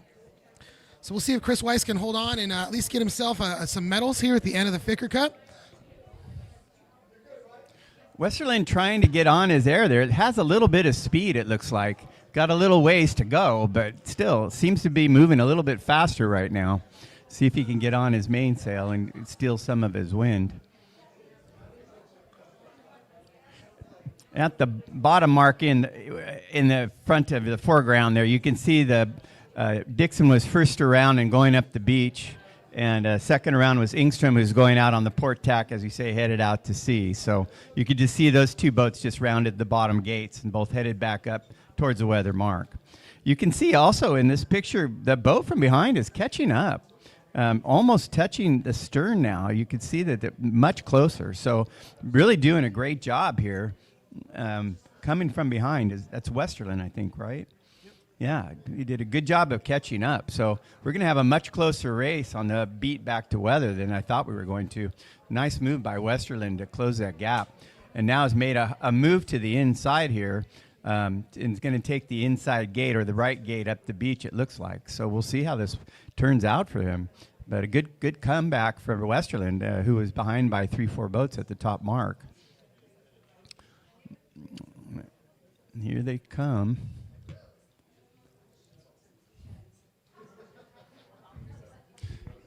Comment here online from Charles Johnson. Yes, it's a little bit too windy for spinnakers. We are sustaining winds over 20 knots.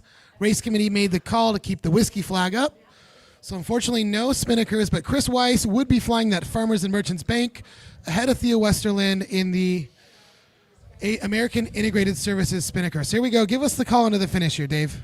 All right, here they come, and it's out in front is Weiss. He's got a pretty comfortable lead, and it looks like he's going to take the race here. He's about a boat length or so and more ahead. Now they split, and it looks like Westerland's trying to get to the boat side, and Weiss sees that, and he's coming back that way a little bit, but it looks like it's going to be Weiss taking this one, and boy, that's close. There it is. Christopher Weiss will finish third in the regatta. Very nice. Nicely done. Congratulations. I know his dad and family are down on the pier. Give it up, everybody, for Christopher Weiss. Third place in the 2026 Ficker Cup. Well done. Great showing from the Swedish team, Theo Westerland. It's been a real honor to have you guys around. Theo's going to find out when he gets back that we want him to stay around and help us a little bit with the Congressional Cup next week if he's able. We'd love to have him on the mic with Tucker Thompson. A great showing from the Westerland team. They should be proud of their first event here at the Ficker Cup, first time on the 37s. Christopher Weiss will make a lap past the pier. And our pilot here, Cameron McLaren, is going to work his way back upwind, fighting the 20-knot wind here. And we will get you right out to that finals race between Scotty Dixon and Oscar Engstrom. That's a beautiful view as the drone catches up to the weather mark and the two competitors. Just a beautiful view straight upwind of what they're sailing in. And here comes Weiss by the pier, and everybody should cheer. Yay! Great job, Chris. Great job. Weiss. Pleasure having you this weekend. Great job, team. Dark Horse Racing Team, back at the Ficker Cup again here in 2026. Thank you guys for being here. So the boat that came in from the right has a very comfortable lead. If that looks like Dixon to me being chased by Engstrom, I think that's what's happening. As they come into the top mark, there they go. That's got to be Dixon just falling off and just going to stick the boat straight downwind right at the bottom mark. It's as basic as that. Get the sails out, wing and just, I wouldn't say have a beer, but it's certainly easier than putting a kite up. I think if it was Wednesday night, they'd be having a beer. Definitely, That's the rule. On Wednesdays, downwind, beer time. So here they come. They got the wing. They're just aimed right at the bottom finish line, and they'll just keep their eyes looking back once in a while. But it looks like about a 4 or 5 or more boat length lead, which is pretty comfortable with, again, when you're aimed straight at the bottom mark. So this would be their last race today? Nope, they are going to be the first of 3 wins. This is the second match between these two racers. Scotty Dixon holds a 1-0 lead. So if Dixon holds on, he'll be up 2-0. We'll have at least one more race. Got it. All right. But we are racing until the end. This is the last day of the Ficker Cup. It is windy. We can always tell when it's windy by the kite surfers out here in Long Beach, and there is hundreds of them off camera in the background on the right. The only thing you want to do is downwind is just keep that jib full. And, you know, they'll just keep throwing it from side to side as trying to keep it pulling. But at the end of the day, there's not much to do. You just kind of aim the boat and move the sails around to match, and that's what they're doing. They're going pretty fast. But, again, without a kite up, it simplifies it all and also makes it much, much more difficult to come from behind. You just don't have the blanketing area that you have when you have a kite flying. So Dixon's coming down here. He's within 100 or so yards of the finish line with a pretty comfortable lead.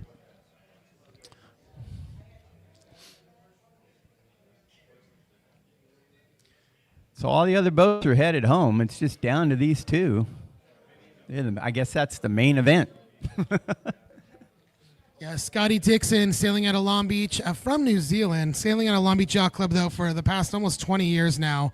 Great supporter of the community, a sailing coach. He helps young sailors, old sailors. He has a Wednesday night team. He races almost every day of the week. He's on boats with boat owners and Long Beach Yacht Club teams. So definitely proud of him as a Yacht Club member. Want everyone to be competitive here, but congratulations to Scotty Dixon. It looks like he's going to hold out to go up 2-0 here over Oscar Enstrom. He's coming in. He's got about a 5 boat length lead, and he's about 5 boat lengths from the finish. So pretty sure he's going to put this one in the books. So give it up on the pier when he crosses that line, folks. Scotty Dixon up 2-0 over Oscar Engstrom here in the finals in a 1-3 to take the Ficker Cup. Yeah, there you go. Scotty's team coming across the line. We got one more to go, though. At least. At least. Hopefully for us, more than one. Good time to remind everybody there are frosty drinks up here. We are protected from the wind upstairs in the loft. I'm going to show on camera here, once I get my screen pulled up, a look at how windy it is here from the pier. Hold that up for me, just right there. Yeah. Just kind of try to get those things. Here's a look using my cell phone here to give you an idea of what the wind looks like here on the pier. You see the flags flying. It is howling. It's definitely absolutely howling out here. That Long Beach Yacht Club flag in the background. And, you know, this is why we don't have spinnakers. It's really a bummer for the TV production and for everyone watching here from the pier. But great call from the race committee. And I think that it's going to save everybody on board the boats as well as the boats. Because as we see it here, these teams have to be back next week. I don't know if Scotty's team or Oscar's team have work to get to or school to get to, but they better start calling in sick now because they're going to be here sailing with us for one whole nother week here in Long Beach as the Congressional Cup kicks off. Practice day Tuesday, race day starting on Wednesday. 10 teams representing 10 of the best skippers in the world right here at the Veterans Memorial Pier. Cameron giving you a look at the spectators now. I see Rory Finnegan down there. He ditched us out here to do some announcing. But Rory and team, it's been so fun to have the Irish team here. And everyone else that's watching, thank you for being on the pier with us. We're going to cut to a couple quick commercials and be right back in it for the next race here in our finals, where Scotty Dixon is up 2-0 over Oscar Engstrom.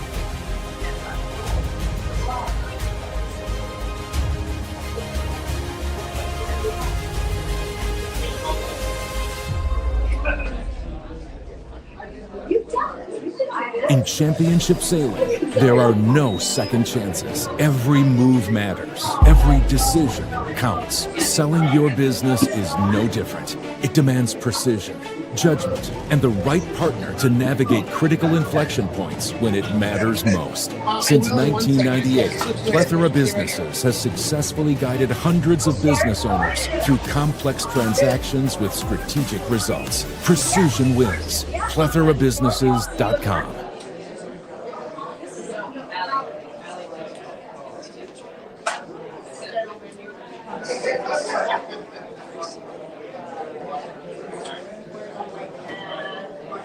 I'm Scotty Dixon, racing in the 2026 Ficker Cup. I don't know how many times it's been, but looking forward to turning up again with a local team. Of course, the goal of any team in Ficker Cup is to make the cup for Congressional Cup. So Ficker Cup's the curtain raiser, if you like. Yeah, so I've been sailing all my life, really. It's in the blood, you know.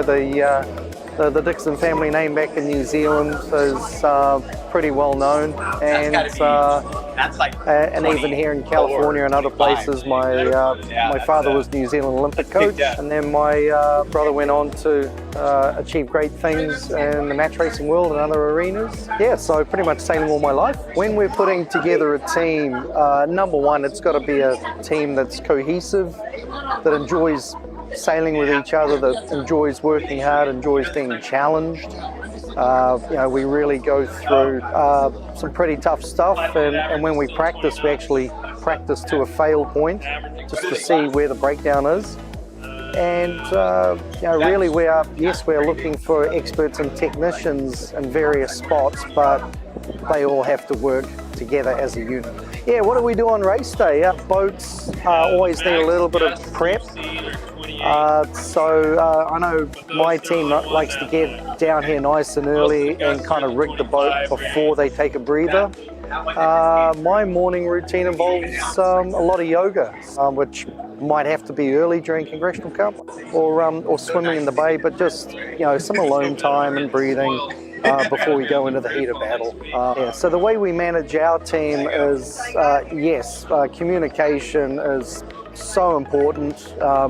Probably you could say paramount. The idea is that they get so polished that they start sailing with their heads up, and then they can anticipate what I'm likely to do next. And my job as helming is one of those roles. You know, I'm just part of the team, but I also have to be wearing that hat as team leader. So I have sailed around the world in a number of events, match racing, and actually just got back from the Sydney Hobart race, which you know, we all know is a pretty tough ocean race. And what's different about Long Beach? Well, the breeze here is just so consistent that we can sail probably 330 days out of the year. Belmont Pier is such an important part of Congressional Cup, where the spectators are in the box, but that brings in an obstruction, an obstacle.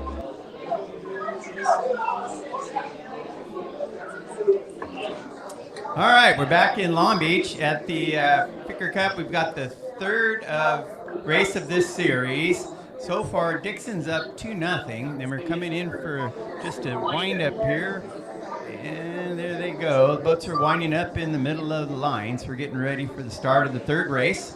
It's Dixon and Engstrom. And boy, the way they all got here, it's been very exciting. If you're just joining us and missed anything, wind's over 20. We're not flying kites this week or today and any more of the races. The wind's got up pretty high. And we've seen a lot of action at the start line between these two, and we expect to see some more here as the two boats wind up and just sit there waiting. So right now, as you can see, Dixon Racing up 2-0 on Team Neros and Engstrom group. So there they go, falling down, kind of an interesting move by Dixon here, just kind of chasing after Engstrom as he goes backwards, and now he winds back up. So boats, as you can see, the teams are just sailing them like they're dinghies. They just kind of whip them around, trying to get the other boat in a bad position and seeing if they can't pick up a penalty early on the other team. So here they come. So Engstrom now leading and Dixon giving chase, pushing, as they say.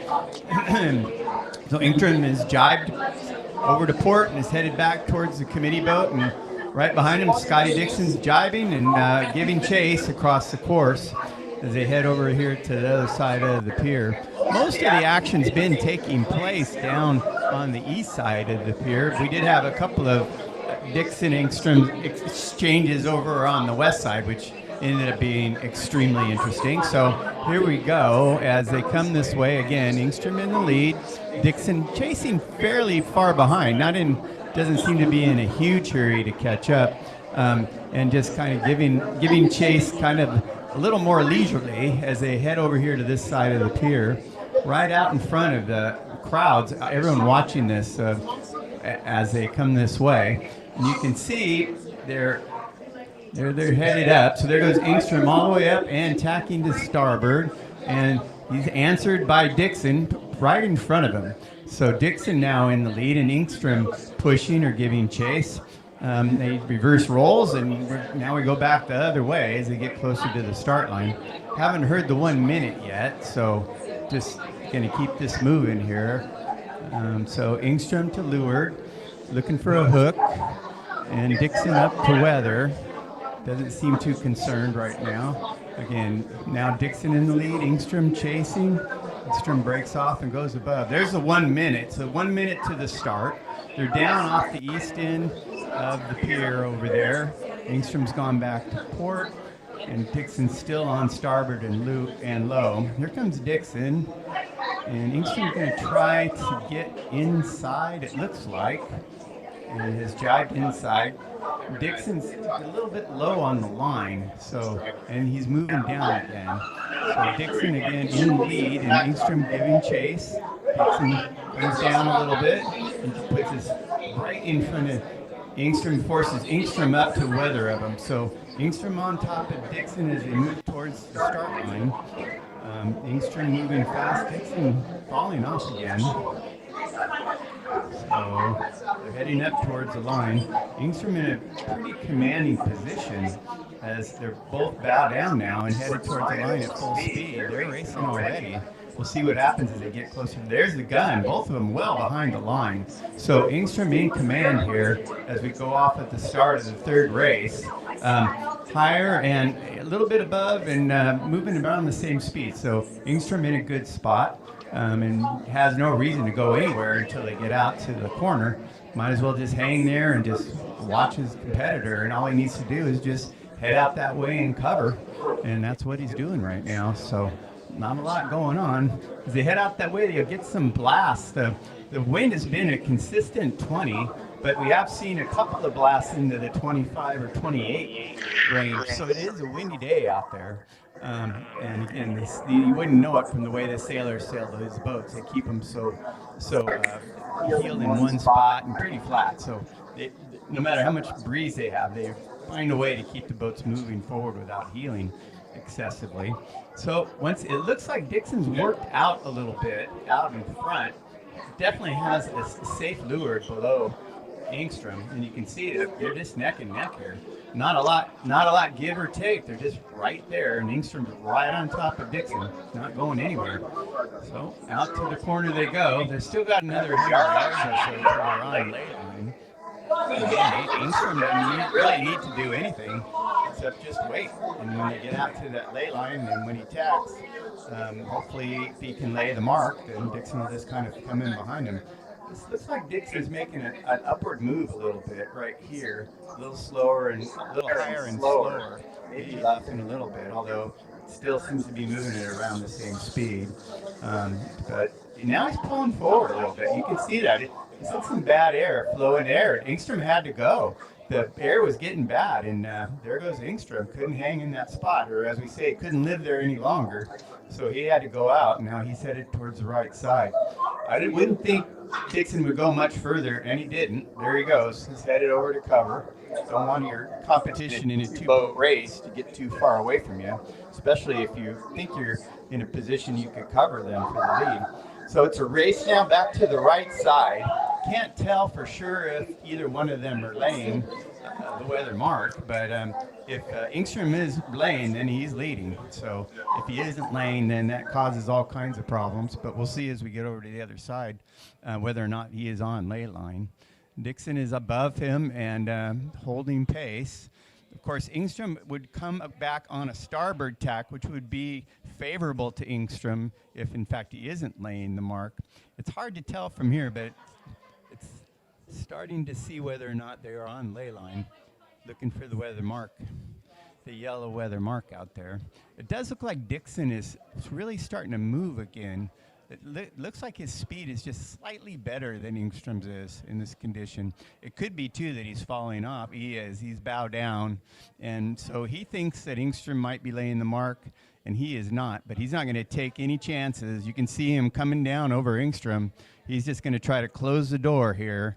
He's going to feed him some bad air. And even if he doesn't lay that mark, it's still a good move because he could push Engstrom off and give him some bad air for a while. So a great move here by Scotty Dixon, trying to get down in front of Engstrom and close the door on him and maybe make it to where he can't even lay the top mark. So that's where all the speed that you see is coming from.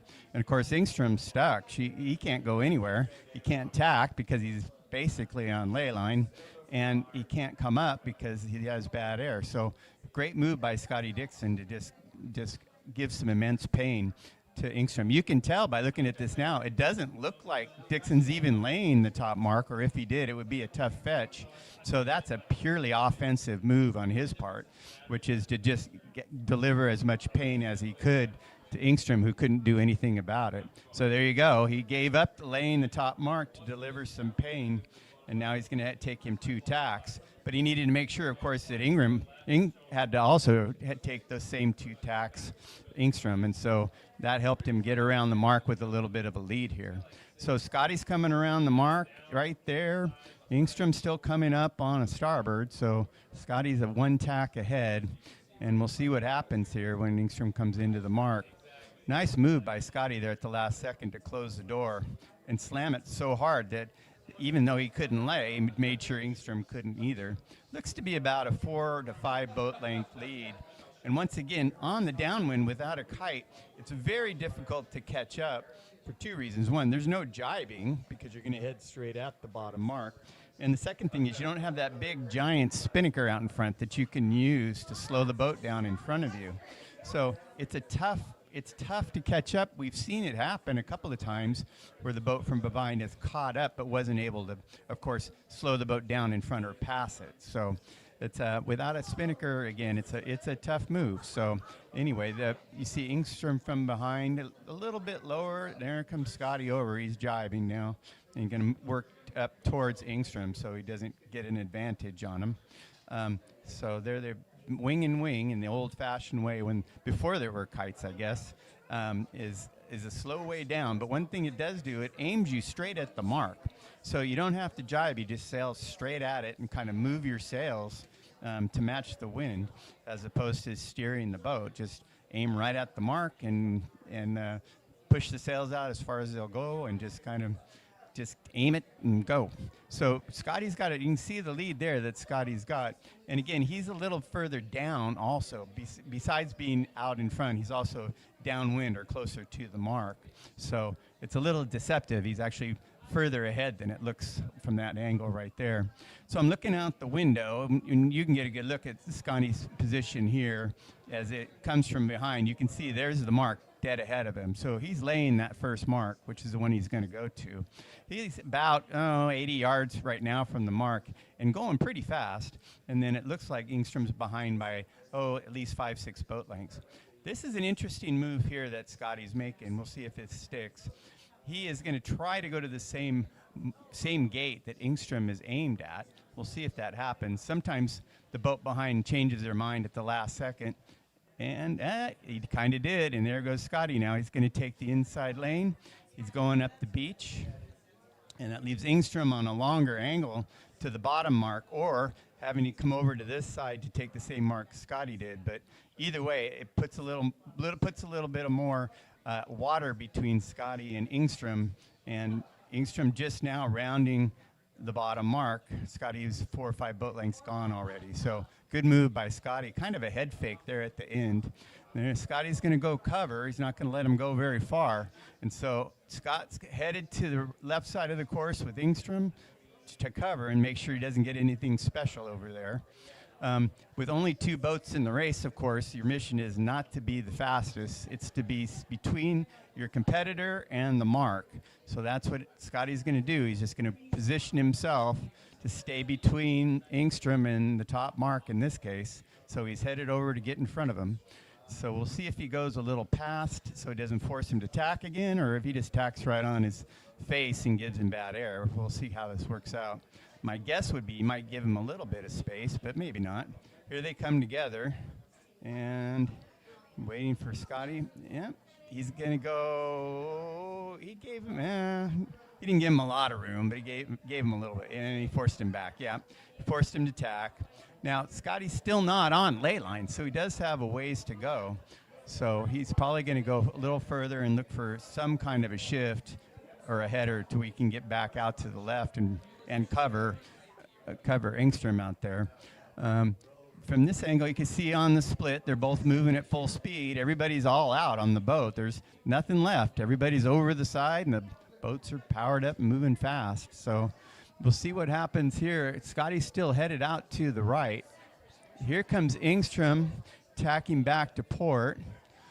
Scotty's still away. Oh, here he goes to cover. So Scotty's going to go back out and see if he can't ping-pong Engstrom one more time.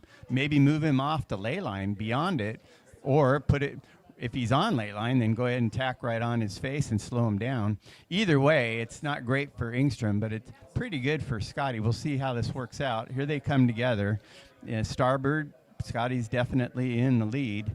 It's only a question by how much.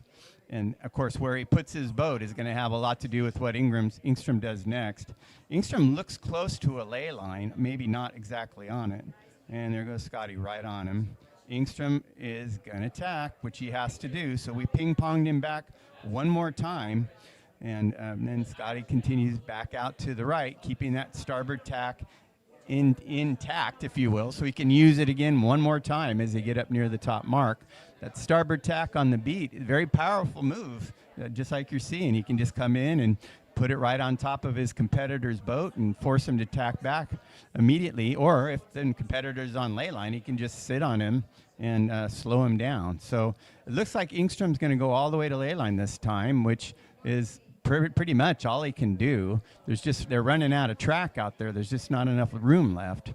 So as you can see it from here comes Scotty one last time. Probably going to put it right on Engstrom's face. Engstrom appears to be and is on lay line, so there's not a lot left to be done here. And there he goes, tacked right on the lay of the boat behind him, and Scotty's reaching down a little bit to get some movement, but you can see Engstrom's struggling to stay up, and part of that is the bad air, of course, that Scotty's now giving him. So here comes Scotty into the top mark, and he's going to come down,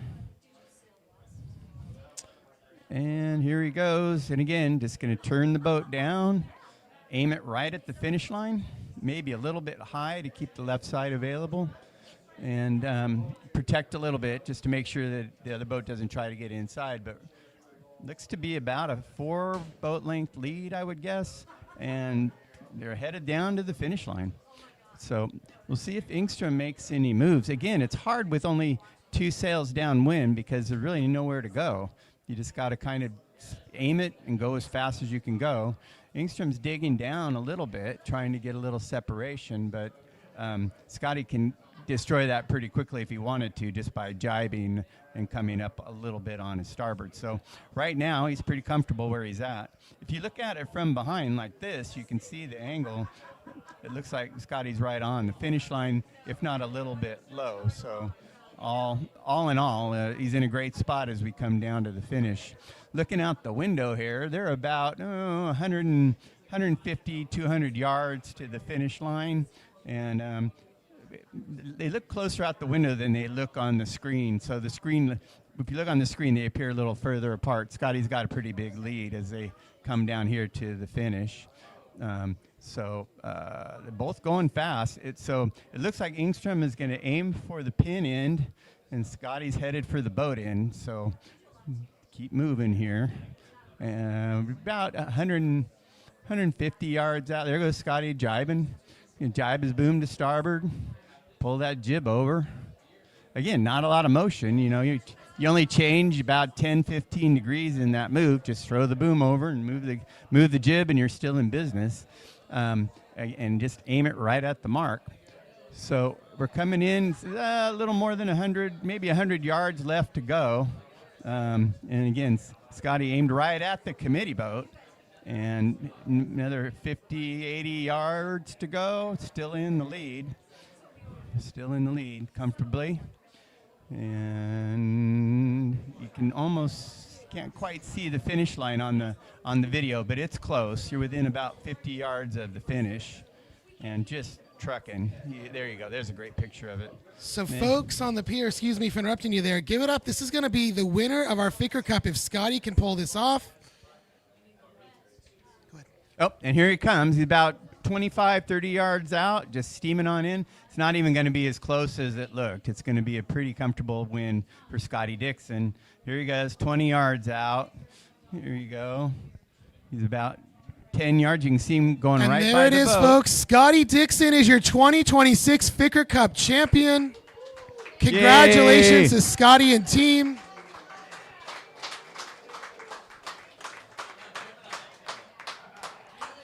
Big congratulations to Oscar Engstrom and team. They have earned the final spot into the 2026 Ficker Cup. We are going to corral Scotty in front of the pier, try to get a live interview with him. Derek Williamson's going to approach from the boat and pass over a camera. Thank you, Dave. You've done such a great job. So happy to meet you. Thank you so much. Had a great time. Saved my voice a little bit. Thank you so much. Take care. Thanks. All right, so Scotty Dixon wins the Ficker Cup in commanding fashion, taking every single race win today here on Sunday.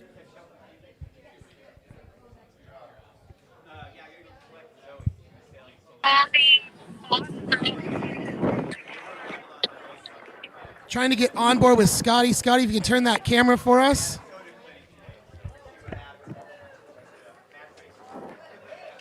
Hey, Scotty. Scotty, you there? Can you hear us? Got time for a quick interview? All right. All right, I got Derek here. I'm going to get off the camera with Derek, cut to the drone shot. We're trying to get a live interview with Scotty Dixon as he crosses the pier here in front of all his fans from Long Beach Yacht Club. Congratulations to Scotty, our local, and a big congratulations to Oscar Engstrom as well. The Swedish team has earned their way into the Congressional Cup. Give it up, folks. Oscar Engstrom and Team Liros. First time ever in the Ficker Cup, advancing to the Congressional Cup.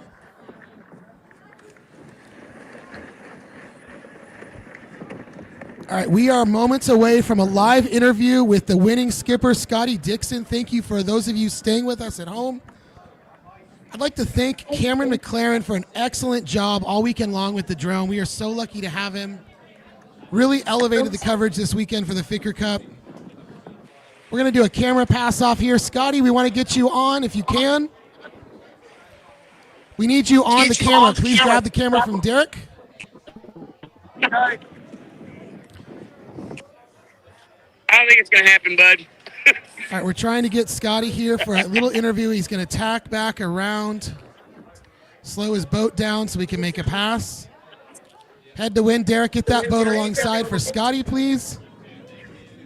Derek Williamson driving the Flamboyant down there from Long Beach Yacht Club, helping the race committee. Big thank you to the race committee this weekend for all of their help. Hey, camera, grab this. All right, we are about to be live on board the winning boat here with Scotty Dixon. That's for you. I'm trying to get there. I can't hear what he's saying. All right, we're going to hand the camera over to Scotty so I can do an interview with him. Okay.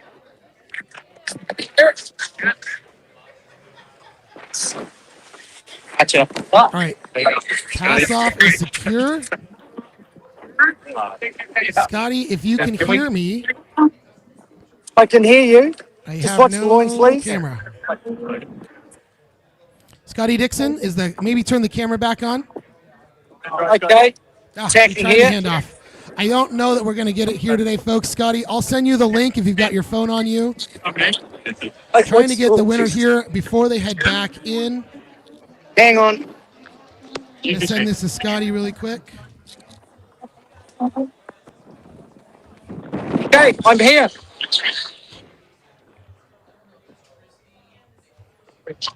Completing Derek. All right, we're trying to get a live interview here on board with Scotty Dixon. Thank you to everyone who's still hanging out by the pier. Here we go. I got Scotty. Get behind me, guys. All right, Scotty Dixon, can you hear us? You are live. I can hear you just fine. Nope. Scotty, are you there? All right. Well, let's just take a team shot here. The winning team. Scotty and team here. All right, Scotty, give us some words. How did it feel here to win the Ficker Cup yet again? Yeah. Thank you, guys. Shout out to the team. Hard conditions today. They really worked their tails off. So, yeah, very sweet victory. All right, you're looking forward to coming to the Congressional Cup next week. What's the game plan now going forward, Scotty? Right now, it's head back to LBYC and just celebrate this moment, I think.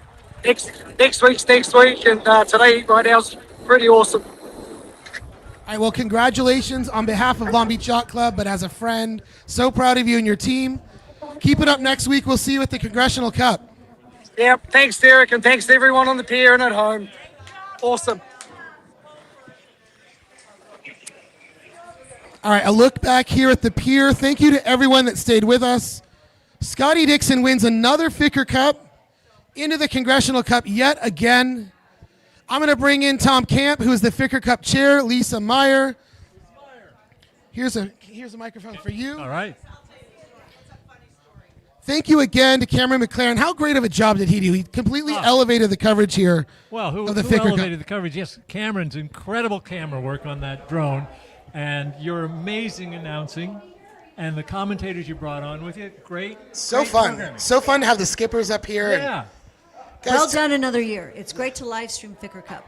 We've done live stream Congressional Cup for so long, but this is so popular, and because it is a qualifier for a major, and it's really been fun talking to the skippers and the crew and how much they've enjoyed this event itself. And so, Tom, can you tell us anyone that we need to thank? I know, thank you to you for being the chair this year and being so involved with the club. Tell us what work went into this weekend really quickly. Who do you want to thank? Who was your right-hand man? There are so many people in Long Beach Yacht Club who contribute to this. You don't have time to hear all of them.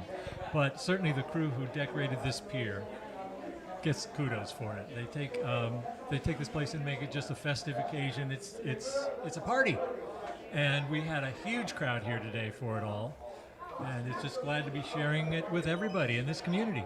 A lot of people just walking in off the pier and joining and going, what are you doing here? It's so fun to show and people it's so what we fun do. to show it and explain it to them. Thanks to the Belmont Shore Business Association and all the businesses that have put up posters and are directing people out here to the pier. It's so great to see that the match racing world knows exactly where Belmont Shore is. Yes. They know exactly where this pier is. So it's great to have now Belmont come out and meet the sailing world that's out here today. So, Lisa, tell us, what do we have in store for the next 7 days here in Long Beach? More of this. This is going to be great. They're all arriving. Many of them were already on the pier today watching the racing, looking at all the conditions. Boy, our conditions today were spectacular.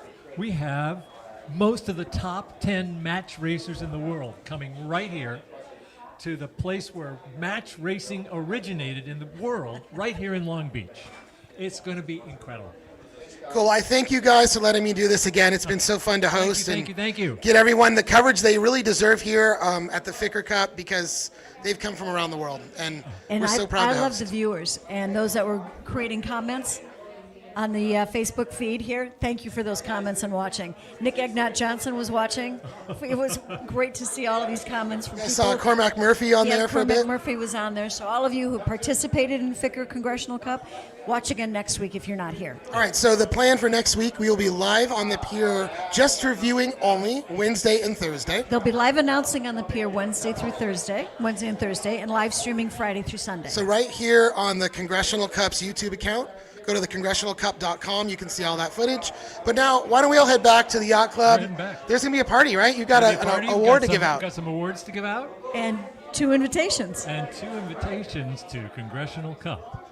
So on behalf of Tom Camp, Lisa Meyer, everyone that helped today, Dave Bassett, and all the team on the water, thank you guys so much for a successful Ficker Cup yet again. We'll see you in a few days. Yeah. Good night. So long.